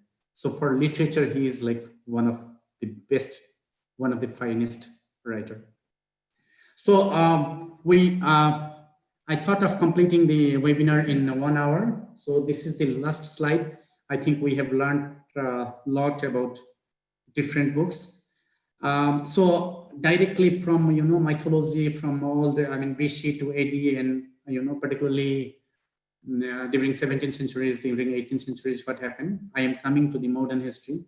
And these books, these three books I have mentioned here, Stay Hungry, Stay Foolish by Rashmi Bansal, and also, Connect the Dots by Rashmi Bansal. So these two books written by Rashmi Bansal are most famous for those who wants to start something new, because we are struggling, as Pradeep Sharma sir mentioned, that we are in a phase of where we are struggling with any things to cope up ourselves. For example, we are doing we are actually doing the digital transformation. So this book is Stay Hungry and Stay Foolish are the inspiring stories of 25 IIM Ahmedabad, which is one of the most reputed institute in India across as well as world. For example, you will find these products across world in top level companies, and the package starts with crore. It's like not these are not simple graduates. So I am Ahmedabad graduates who choose to tread a path of their own making. So they started creating something new. And also this book, the best-selling author, Connect the Dots. So here the inspiring stories of the 20 entrepreneurs without an MBA who dotted to find their own path. So the first one is with top level educated people, like the most brilliant product from IIM Ahmedabad, Gujarat. And the last one is like without an MBA degree. So both of you, if you read these books, and particularly those people, who become successful, you will really get inspired. And, for example, the websites like Make My Trip, Daniyatra.com, these all stories are there, and how much they struggled before they become successful. There was a time when people just used to visit the website, but we're very afraid to do any financial transactions using websites. So online. And we do almost, for example, I do maybe 90% of my transactions online, maybe 95, it's more than 95%. I hardly go to bank. So I'm sure that all of you are also doing the same. So it's like the transformation is taking place. Maybe in coming years, as I said, the cryptocurrency, the Bitcoin is the most famous cryptocurrency. So everything will be converted into virtual things, and we won't be touching our monies. So virtually we'll be transferring from one person to another person. So that is what is going to happen in future. So it's like, in my college days, I remember reading a book, it's called Future Shock of the World, written by a person from USA, and the book was banned. I was lucky enough to study in Delhi, and I had access to the Reagans, where I read, purchased many books, and I studied. I read that books. Finally, we'll have an ID actually. So everything is, as I am saying, everybody is having, for example, we have other ID in India. In US, we have the social security number. So when you punch the social security number, you get details. You might have seen this in Hollywood movies. So that is what is happening. So everything is converted, but I really suggest you to purchase these two books. One is definitely by the most brilliant brains, and the other book by Rasmi Bansal is without an MBA degree. And the book in the middle, that is the 7 Habits of Highly Effective People. So all of us know good habits, bad habits, because what Marx said, I'm sorry to quote him again, what Marx said, it's, what is good and bad, we already know. Even the worst person in the society, he knows what is good and what is bad. Even the person who is doing murder, he knows that I am doing something crime. So it's like, by societal upbringing, you know what is right, what is wrong, what is ethical, what is unethical, but people still do things. So we know what is good behavior, but once you read this book, then you will understand that what is good behavior, what are the habits that are common in the highly effective people. With this, I think I have taken almost 1 hour, what I promised. Thank you so much. I'm sure that the coordinator will collect the questions, and maybe I can respond to some of them, whatever is possible, maybe 5, 6 questions. Thank you so much. Over and out. Thank you, Dr. Ritu Misra, sir. So we offer our thanks for your valuable speech. So every participants are listening to your speech because of your presentation of the slides. So they are highly benefited. And in the chat box, we have noticed some of the questions. So most of the writing in the chat box are the compliments. So the participants, they are offering their thanks for organizing this program. So we also thank them for this kind of complimentary remarks. Now, as per our agenda, the present session is question and answer session. So in this session, the participants, they can put their questions in the chat box, or otherwise they can ask questions directly. So it is a live session. So the participants, if they have any questions, so they can ask directly to our resource person. So now I am in a meeting. Okay. Please don't disturb. Okay, dear participants, please mute yourself. So now I read out one question, and this was put by Ms. Priyampa Borua from Guwahati University. So she put this question. So the question was to Dr. Ritu Misra, sir. As Misra, sir, he was telling that he himself was a reader. So now Ms. Priyampa Borua, she wants to know. Actually, I read out the question. So while reading, do you go through intensive or extensive reading? So this is a question from Ms. Borua. The question is, while reading, do you go through intensive or extensive reading? Or it depends on the type of books. So this was a question put by one of our respected participants. So this is a question to Dr. Misra, sir. Hello. Yeah, thank you for your question. That's very interesting questions, you know. And one of the purpose of this webinar is to gather the books. I in fact, I mean, read much more than this. I mean, what these are like just the gist of some of the books, because I'm sure that people get bored when we talk about, you know, books. So you were talking, when you were talking about, you know, which book we should read, whether we should, you know, scan the book word by word or not. I would like to mention two persons here. One is from definitely India, Swami Vivekananda, who had the power to read, you know, and memorize everything page by page, even if you ask something from the paragraph, and that's how he became so popular. So Swami Vivekananda had the what we call is photographic memory. So he can just see and he can recall, you know, the mind again. He can see the picture actually in his mind. And the other person I would like to tell is like Roosevelt, Franklin Roosevelt, the American president, who used to read one book every day. So we don't have that capacity, is it? These were all extraordinary peoples. So what we need to read is based on our interest. For example, if you are interested in geology, read, you know, the books in geology, but not all the books. You know, our life is too short. So the best idea, as I said, we had a forum for discussing the books. So for example, I explain the books that I have read, you explain the books that you have read, and you know, because we don't have sufficient time in our life to go through all the books so that you get all the ideas. For example, I mentioned about Quran, I mentioned about Ved, I mentioned about, you know, Upanishad, but the issue is that all these ideas I got from discussions. For example, Bible, I'm sure that, you know, I should not challenge, but for example, Quran, because I was in World Bank in Kabul, and I was implementing the Shariat law from Quran. So I had to study the Quran, you know, I had to know more than people, I mean, who were there. So I'm sure that I know more Quran than those people who are like so-called Muslims or who call, you know, Christians. And then we filter the information, is it? So we have a brain, so we don't accept whatever is written. That's why it's, you know, up to the reader and his interest. For example, you should not read anything in which you are not interested.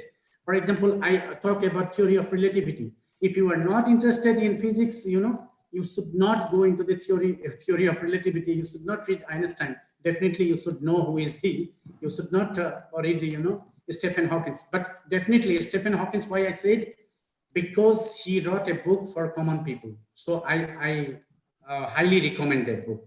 Thank you so much. I think it clarifies your, you know, doubt that whether we should read it, how we should read the book actually. Thank you so much. Okay, thank you, Dr. Misra, sir. So another question is put by Mr. Indrajit Sonowal. So question is, how do I decide what to read next when I have a large list of books? So this was a question. So already our discussion was mainly on this matter, because before us we have so many books. So in human history, millions of books have already been published. So before us, a large store of books are there. So our resource person, sir, he has already given hints how we should select books. But this question, it is asked, and so I forward this question to Misra, sir. How do I decide what to read next when I have a large list of books? Yeah, you know, I would like to give a small hints. For example, now we have the technology with us. Almost 25 years back, we don't have anything. So if you want to read, which kind of book you want to read, just Google it, get the gist, you know, just get the summary. I mean, what is in the book. So if you think, and if you are interested, I always say the word interested. It's not, you know, essential to read something which you don't like, because our memory is directly linked to our interest. So if you are interested, then only you read. Best idea is just Google for the ideas you want to read. For example, maybe somebody is from a sports background and he wants to know about Pele or Maradona and you know, about Muhammad Salah. So, but maybe somebody you know, don't want to learn anything about them. So it's up to the person what exactly he wants. I mean, there are books on for example, on chess, how to play chess, different things. So it's up to you. So best idea is to Google, look for the ideas, look for the gist in the Google, and you get the idea, then you go through the, books. Thank you. Okay. Thank you. Another question is put forward. So the question is whether the book Harry Potter by J.K. Rowling, so whether this book may be considered as a literary nonsense. So this is a question put forward by our participants. And another question. Yeah, definitely. This is also, you can talk literary nonsense because it's like it's all like witchcraft. If you see, if you Google the most banned books in the world, then also you will find that, I think, this book, because as I mentioned, it was even difficult to publish the book. She went to 12 publishers who refused to publish the book because of the definitely literary nonsense. Sometimes what happens actually, we like fiction more than the reality. And that's why people like literary nonsense. So these books, as well as most of the fictions, world famous fiction, so-called, as I mentioned, Alice in Wonderland and the Ring of Lords. I mean, there are so many books. That's also literary nonsense, but definitely, I mean, as I said, the best seller in the world, and also the finest literature. I mean, particularly those who are interested in literature, they should read this book. Thank you. Okay, thank you, Mr. Sir. Another question I am catching. The question is put forward by Ms. Sondramita Kalita from USTM, Meghalaya. So she puts the question. I read out the question. Nowadays, many classics and books are taken as a base for making movies. Sometimes the background and sometimes the whole book. From the characters of the novel to every minute incidents are made into films with a touch of extra fiction. But sometimes outcome of the movies are not as classic and as great as the books. So respected speakers, sir, for this reason, do some books lose their charisma over time? So this is a question. Yeah, thank you so much. I don't think that, the importance, because somebody is making with some, definitely, I mean, when they make movie, they need to go in profit and they put some extra things. But there are certain movies, for example, as I mentioned, Stephen Hawking, there is a movie called Theory of Everything. Just watch, I mean, if you have not watched, I mean, how he became so famous and how that disease, it's called like, he had a disease actually on motor neuron systems, which became like, he became paralyzed over a period of time. He was a perfect person during his childhood, even during college days, but over a period of time he became. So there is a movie called Theory of Everything. There is a movie on Jewish operation, as I said, Anne Frank. At the time, I think I mentioned, I don't know. There's a movie called A Beautiful Life. And you will see, it's a must-watch movie actually. It's during the Second World War that was made. There are so many movies made on the books. That's why it gets more important. So when you watch a movie, a particular movie, then people, particularly for a young generation, I am telling, because when they watch a movie, they can relate to the person, to the incident, to the classic. So, for example, we. Now people have started knowing more about Chanakya, the person who gave the idea of Bharat, India. The concept of India, the concept of Bharat was given for the first time by Chandragupta Maurya. I'm sorry, I don't have much time to explain, everything in detail. So if you just read him, how he trained Chandragupta Maurya. So, I mean, there are so many movies, there are so many now series on Chandragupta Maurya. This doesn't mean that, he or the books written by him, Arthashastra, will lose its importance over a period of time. Thank you so much.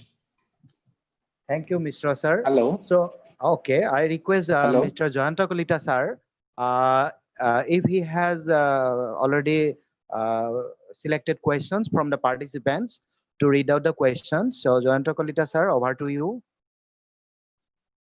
Yes, yes. Thank you, Mr. Inkunat. I have just picked up 2 questions from the chat box. That is from Subrana Shome and Anjali Yadav. They asked, sir, what kind of books we should read to get motivated so that we have to tackle the difficult situation in our life? Yeah, you know, there are different books on optimism. I have just mentioned one here, but those are again for successful people. So, you know, if you just Google, or even if you go to any books stall, you will get some books on optimism, particularly how and also the brain power. You know, it's brain. When we talk about brain power, it's not actually that we have different brains, but the utilization of brains and the interest of brains is different for different persons.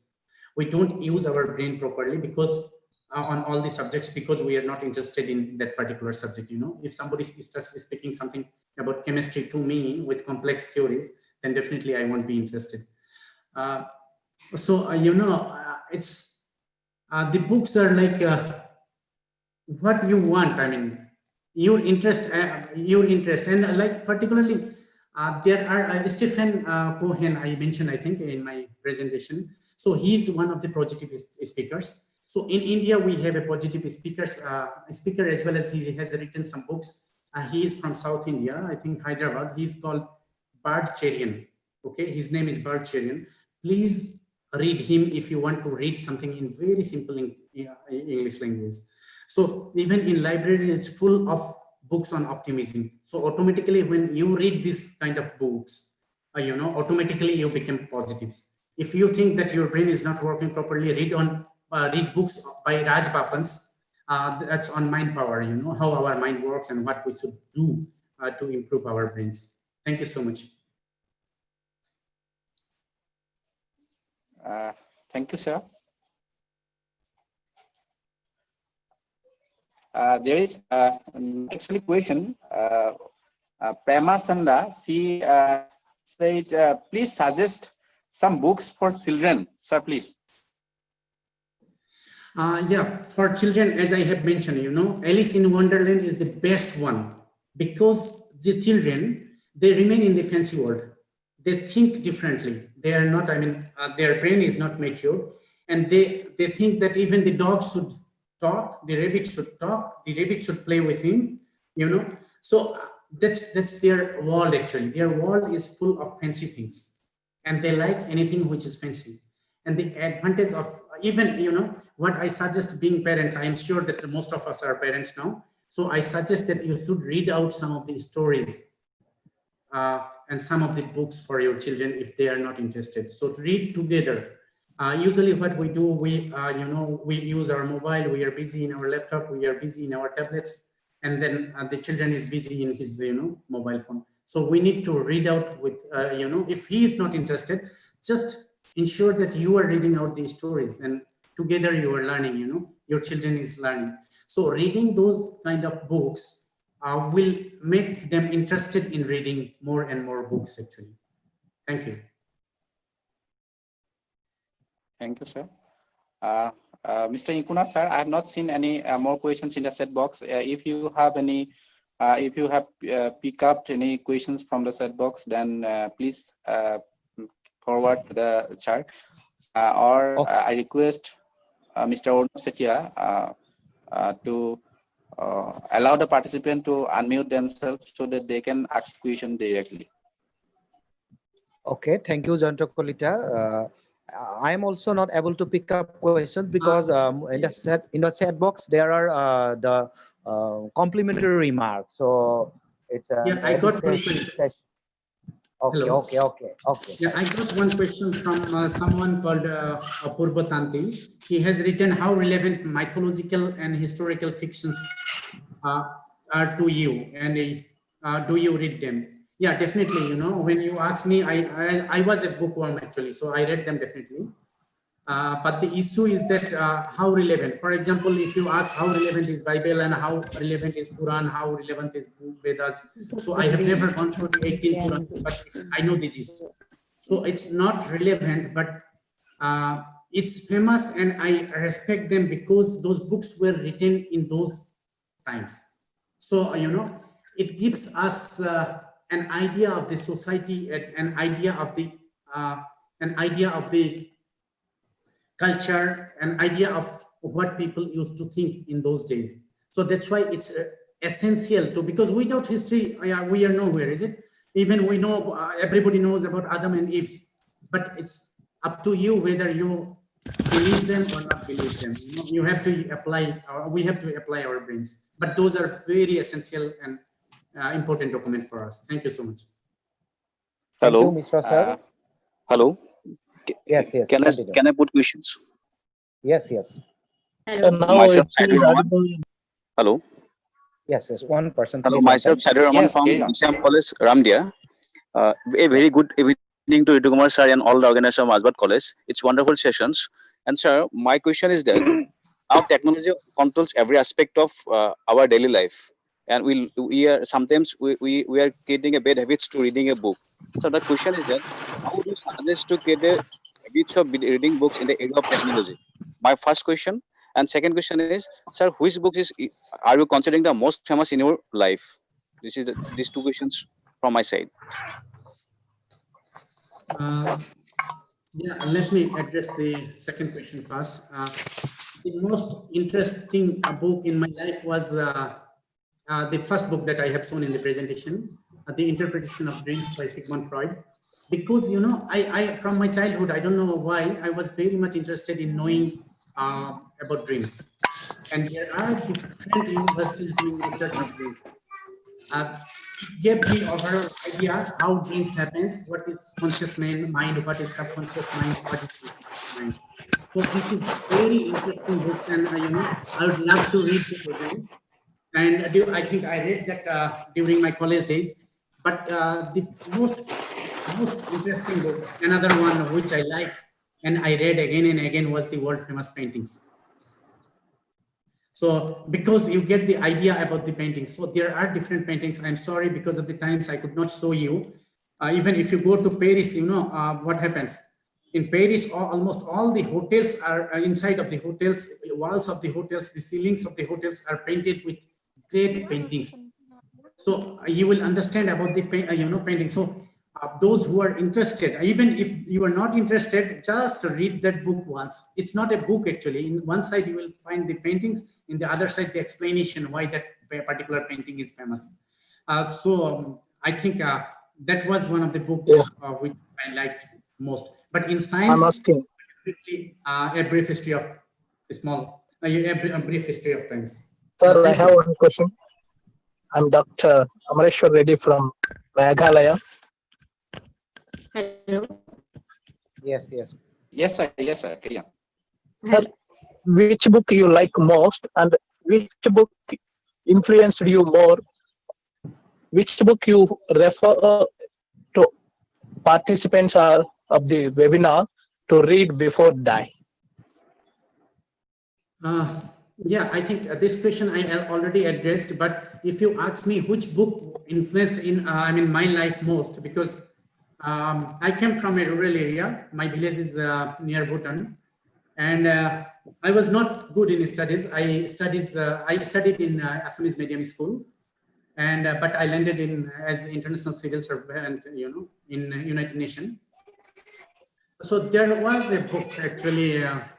It's a series of 4 books, very small books by Raj Bapans.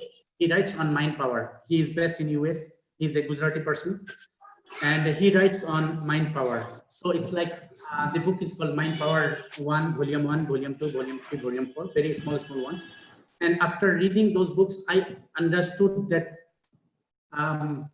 there's a very famous saying. It's called what is mind? No matter. What is matter? Never mind. So it changed my life, because I started thinking that, okay, I am not full, my brain really works. So I am as intelligent as other people. So it's the way how I should treat my brain. So from there onwards, it was in class 12 where the transformation took place. And then from that onwards, I never stopped in my life. Thank you so much. Thank you, sir. Thank you. Hello. Hello. Yes, please. Sir, I am Dr. Manisha Bodke, Mahatma Gandhi Mahavidyalaya, Ahmedpur, District Latur in Maharashtra. Sir, my question is, book reading habit can be changed our personality and life.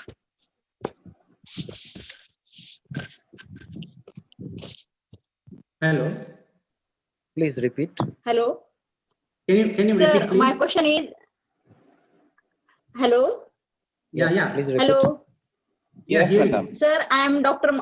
Manisha Bodke, Mahatma Gandhi Mahavidyalaya, Ahmedpur, District Latur in Maharashtra. Sir, my question is, book reading habit can be changed our personality and life. Yeah, definitely. Thank you, ma'am, for your question. It completely changed our life. In fact, I have mentioned about Hitler. I have mentioned about Alexander. I have mentioned about John Halford Mackinder. All these, if you see, even the present scenario, which was given by John Halford Mackinder, the Hitler's intention to conquer the world, which he started in 1933. The Alexander's intention to become the world's emperor. So everything were influenced by book. A book can change your life. As I say, I said in my last question, I responded that this was like 4 small books, because of which I started thinking that I am intelligent. Usually it's thinking. I mean, there is a quotation. It's called like, if you think you are right. If you are you were wrong or right, you are fine. That means whatever you think. I mean, if you think that you are right, then you are right. If you think you can, you can. If you think you can't, you can't. So it's basically our mind. So those kind of books, for example, Raj Bapna changed my life. So I really give him credit that I started thinking that, okay, even I can, and that's why I can. And it's actually our mind. Anything, if you think that you can, you can. If you think that you can't, you can't. For example, what Adam Smith said, 1776, I think, when he wrote that The Wealth of Nation. So he mentioned that it's the aspiration of becoming rich, because poor people, they don't aspire to be rich, and that's why they are poor. So, and that's true. I mean, if you interact with many people, then you will understand why people are poor and why people are rich. Thank you so much. Okay, thanks, sir. Hello. Yes, Am please. I audible, sir? Yes. Yeah. Good afternoon. Yes, Good afternoon, sir. My question is about actually, I just wanna ask that how can our writing skills can be improved through the habit of reading books? Actually, sometimes what happens, sir, some thoughts come on our minds and we just want to write down on our papers. Okay. So how can reading books can influence our writing skills? Can please, madam, will you mention your own name? Sir, my name is Subarna Shom. I'm a BS student. Okay, thank you. Welcome, sir. Yeah. Hi, Subarna. Thank you for your question. As I mentioned in my first slide, the relevance of writing, Yes, sir. the relevance of physical books, the relevance of handwriting. These are really challenging in this present scenario, because sometimes I even don't remember when I wrote, one page. We always type. We always use our tablet, our mobile, our phones. We request the participants to mute themselves. Yeah. So it's basically a habit, as our, Tony sir said. I mean, I have seen him always, his laptop and his the copy is always open, and he keeps on writing, because that's why he is like kind of encyclopedia. When there is a question, we just go and ask him. So it's basically a habit. If you just make your habit, that's why I asked you to read that 7 habits of 7 habits of those famous people. Okay, thank you, Thank you sir. so much. Thank you, sir. Any more question from other participants?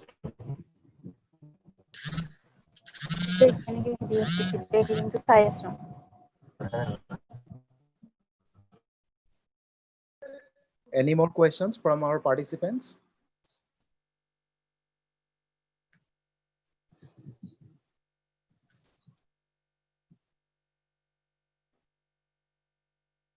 Okay, somebody has mentioned reading habits help us for longevity. Are you agree, sir? Yeah, definitely. I mean, I mentioned about the Alzheimer's disease. Hello. Sir, this is not question, just one suggestion. Because now Yes. we are in digital era. In the presentations, it is better in future if you give the link, because nowadays majority of the books are available free of cost.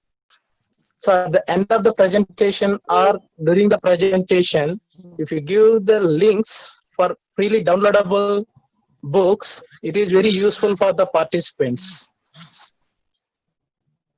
Because it is a wonderful, it is a wonderful presentation.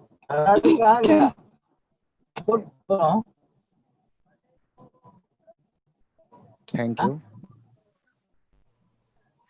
Yeah. Should I respond? Respected participants, we request you to mute yourselves. When you are not talking, please mute yourselves. If you do not have any questions, respected participants, please mute yourselves. Yeah, for the link, let me respond to this question. So for the link, as I said, you just put the idea in Google. Google is like, you get everything. It's, as I said, it's a digital transformation is taking place every day.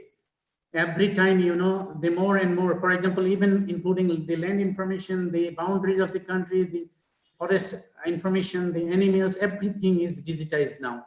So you have all the information in the Google. So for example, if you want to know about the world famous paintings, just Google it and you will get it. But definitely there is a difference, in reading digitally and reading physically.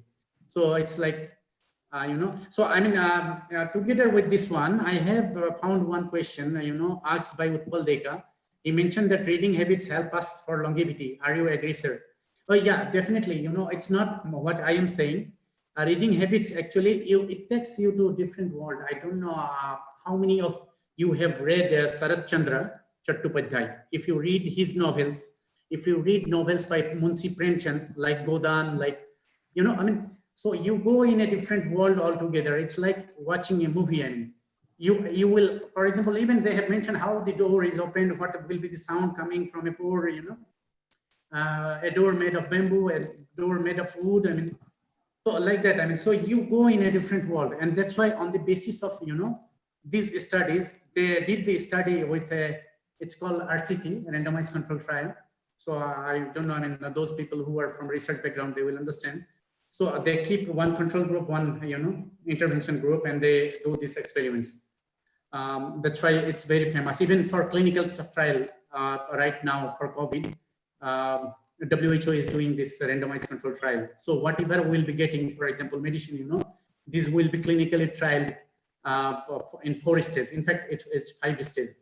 4 stages on human, 1 stage. The first stage is on animal, actually. So thank you so much. Thank you, Misra sir. So we have so many questions already we have tried to answer. So Misra sir, he has been answering all the questions.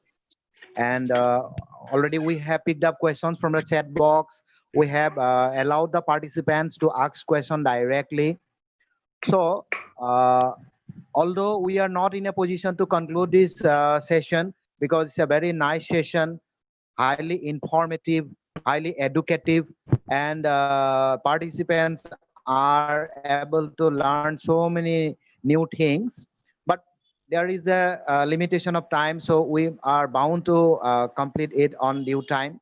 So quite unwillingly, we are going to we are approaching towards the end of this session.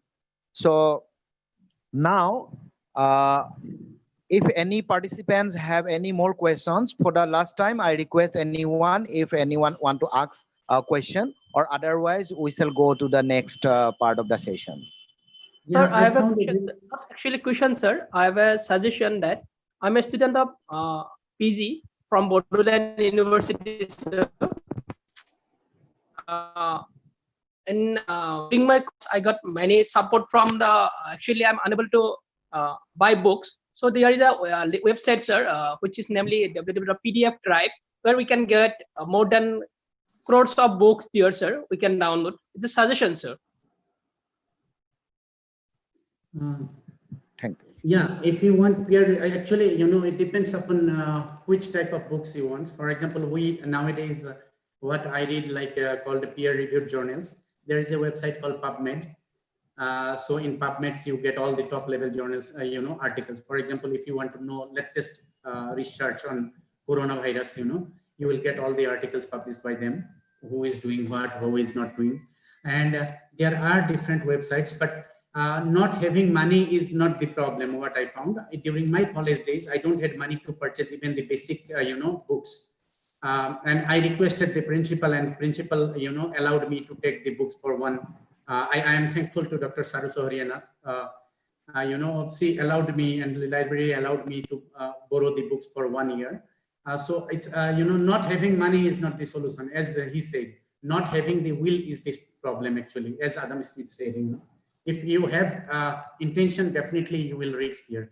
Thank you so much. So I just want to respond to one of the questions on depression, actually. You know, the question is from Lina Munidas, and she has written about which book is helpful for depression, you know. So it's actually not the books which will help, because when you are depressed, you are unable to read and write, and you can't do anything. So the best solution for depression is, like, you know, as I said, I have actually taken some of the session. It's not personally I have taken, but I had the luxury to, you know, attend some of these top level people when I was in Delhi.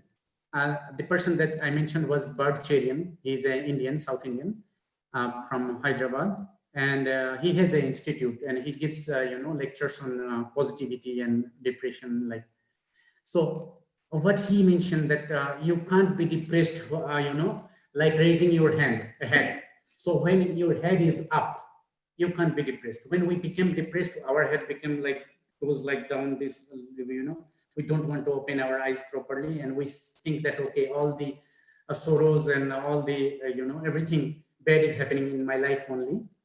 So that's why what they suggest, I read actually on depression as well. So what all of them suggest is that you should run, you should walk, you should do physical exercise where you can't put your head down like this to remain depressed. So those are the best solution. When you run, when you walk, when you do exercise, you can't think of, you know, you just automatically, your brain can't think of remain depressed. Thank you so much. Thank you, Dr. Misra, sir.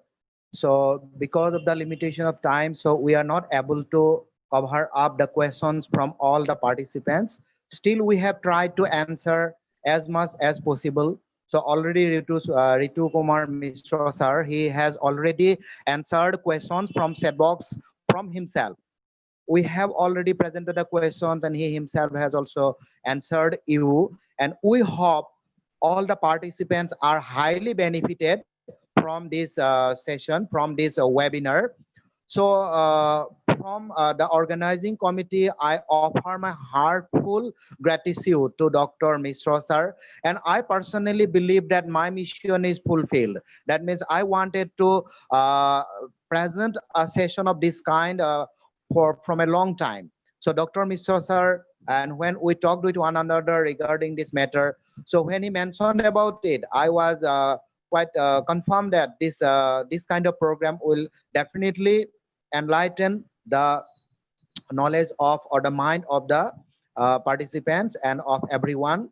So thank you very much, Dr. Ritu Kumar Misra, sir, for your speech, for giving time to us. In spite of your busy schedule, you have given us a lots of time. So we offer our thanks.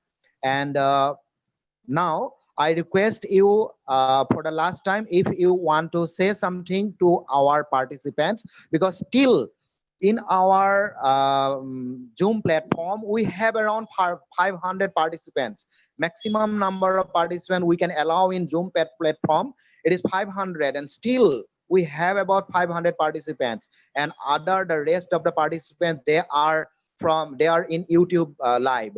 So we feel extremely sorry for being unable to provide them space in Zoom platform, but we are quite happy that they are at least able to observe our program in YouTube live. So now I request Dr. Misra sir to express or to say something for the last few words to our participants, because we are about to conclude this session. Over to Ritu Kumar Misra sir. Yeah, thank you, Mr. Nath. Yeah, you know, we have the advantage. For example, as I mentioned in my speech earlier, that 20 years back we don't had so much facilities. We don't have Google, we don't have phones, we don't have tablets. But you all have these facilities at present. So please use these technologies to the maximum limit. You have everything available in the Google, and I am sure that almost everyone can afford, you know, a smartphone at present time. That's why the information is in your hand. The information is in the cloud, what we call cloud storage, you know. So I store my all information and documents in cloud, and wherever I go, I just access the computer and everything is downloaded. So I suggest that starts using, we also have basic space, whatever you think is important in your life, something which we learned in our childhood is still relevant, and the classic books are all, you know, always relevant. Some people in the chat box, I have seen that some of them are suggesting different books. Definitely there are, this is not the limit, you know, I have spoken maybe around 80-90 books, I think, in my presentation. So these are some of the classic books, actually, some of the most famous books. So I thank you, everyone. Thank you, organizer, for organizing this one. I am really happy if you know, the participants are benefited from this one. Thank you so much. Over to you. Thank you, Dr. Misra sir, for being a part of us today. And now we are arriving at the last part of this program. So now as per our agenda, so it is the time for expressing our vote of thanks. So now I request Mr. Jayanta KALITA from Masbat College to propose the vote of thanks. So over to Jayanta KALITA. Yes. Can you hear me? Yes. Good evening to all. Respected Dr. Pradip Kumar Sharma sir, Principal Masbat College, and Mr. Tazem Ali sir, Principal KBR College. Most respected Dr. Anthony Cameron, inaugurator of this program from New Zealand, Dr. Ritu Kumar Misra sir, speaker of this webinar, and all the esteemed participants joining from different parts of the globe. At the outset, on behalf of the organizing committee, I would like to take this opportunity to convey my heartfelt thanks to those who have directly and indirectly contributed to this webinar. I offer my gratitude to Dr. Pradip Kumar Sharma sir, Principal Masbat College, and Mr. Tazem Ali sir, Principal KBR College, for giving us permission to arrange this webinar and for your enthusiastic support. It is our pleasure to host all our about 6,000 esteemed participants and dignitaries of this international webinar join across the globe. You all are very enthusiastic. I am thankful to all the participants for joining us in this virtual platform and interact on the topic. We are fortunate to have the eminent persons from UNO like Dr. Anthony Cameron sir and Dr. Ritu Kumar Misra, who have vast experiences on today's topic. I am sure that the participants must have benefited by attending this webinar. Thank you all. And I sincerely thank our chief guest, Dr. Anthony Cameron sir, for accepting our invitation and inaugurate the session with your kind and beautiful and thought-provoking speech. Thank you, sir. I would Also like to show my genuine heartfelt gratitude to Dr. Ritu Kumar Misra sir for kindly accepting our invitation, sharing your wisdom and compelling thoughts with us, and also giving clue to read the best books of the world. We are really enlightened and acquired deep sense of knowledge on this vital topic. I'm very much thankful to all the faculty members of both the colleges who have been doing a lot to make this webinar a grand success.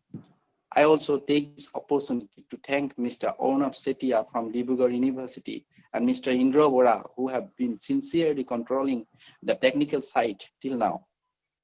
Thank you, Arnab and BORAH. At last but not least, I would like to offer my sincere thanks to Mr. INKU NATH, Joint Convenor of this webinar, for his continuous effort to make this webinar grand success. Thank you once again, all the participants joining with us. And with these warm words, I request Mr. INKU NATH to carry over the next part. Thank you, Mr. Jayanta KALITA, for your vote of thanks. So already you have proposed vote of thanks to all our esteemed guests, our principal sirs, and other organizing members. And so now I offer my own vote of thanks to you, because it is for your continuous support that we are able to present this particular session. So I offer my sincere thanks to Mr. Jayanta KALITA also. And one another thing that I must mention today, that this particular session, it has been possible mainly for Mr. Indra BORAH. He is the assistant professor of my college, KBR College. So it is because of the support of Mr. Indra BORAH that I was personally able to communicate with the great dignitary, Mr. R.K. Misra. And through R.K. Misra, I was able to communicate with Dr. Anthony Cameron. And therefore, I am highly grateful to Mr. Indra BORAH, for which this today's webinar could become a possible one. So in this way, we are now going to conclude this session. At the end, I again express my gratitude to all the participants. More than 6,000 participants have registered in this session, and we are highly grateful to them. In my knowledge, the number of participants, 6,000 participants before the beginning of this session. So in my knowledge, it is a record in itself, because earlier when we participated in other webinars, in other workshops, so we never watched such number of participants. So I offer my grateful thanks to all these participants. So in a way, we are not in a position to conclude, but time bound, so we are about to end this session. So I request Mr. Arunab Setia, our technical assistant, to keep the program continue for a moment, so that our participants, they can fill up their feedback forms. And we announce that the participants, 6,000 participants who has registered their names and they have taken part in today's program, so they will have to fill up the feedback form to have their certificates. And because of the large number of participants, so it will not be an easy task for us to provide certificate so instantly. So we request all our participants to keep patience and to wait a few days. We shall try to send certificates to all those participants who will fill up the feedback forms. Otherwise, we shall not be able to give certificates to others. So already we have mentioned in our advertisement that mere registration is not the qualification to get the certificate. It is mandatory to fill up the feedback form, And so those who have filled up the feedback form, so they will definitely get certificates, but we will require time. And so we request all of you to wait for a few days. So now, on behalf of the organizing committee, on behalf of KBR College and Masbat College, I, Mr. INKU NATH, so I formally declare that this session is ended. So our international colloquium is now ended, and we here announce that within a short time we shall again arrange another international webinar as we are, or as we have been doing it. So we request the participants to stay in our groups, not to leave it, because they will have to receive their certificates and also to get update from our side. So we request all the participants to stay in the Telegram group as where they have already registered themselves. So this is from my side, and I request Mr. Jayanta Kalita if he wants to say a few lines from on behalf of the organizing committee to the participants. Over to Jayanta Kalita. Thank you, Mr. INKU NATH. It is actually officially ended, but still I request all the participants to keep patience for their certificates, and also request and I would also like to announce one thing, that another international faculty development program is going to be organized by my department from Masbat College, and in collaboration with Jorhat Kendriya Mahavidyalaya, which will be going to be held from 28 July to 3rd August 2020. So if you are interested, please join with us. And with these words, I appreciate all the participants and our respected speaker, Dr. Kumar Misra sir, and Dr. Anthony Cameron sir, for your kind support. Thank you all. So thank you all the participants. So this session will stay alive for a few moments because if the participants, they want to fill up the feedback form. So formally the session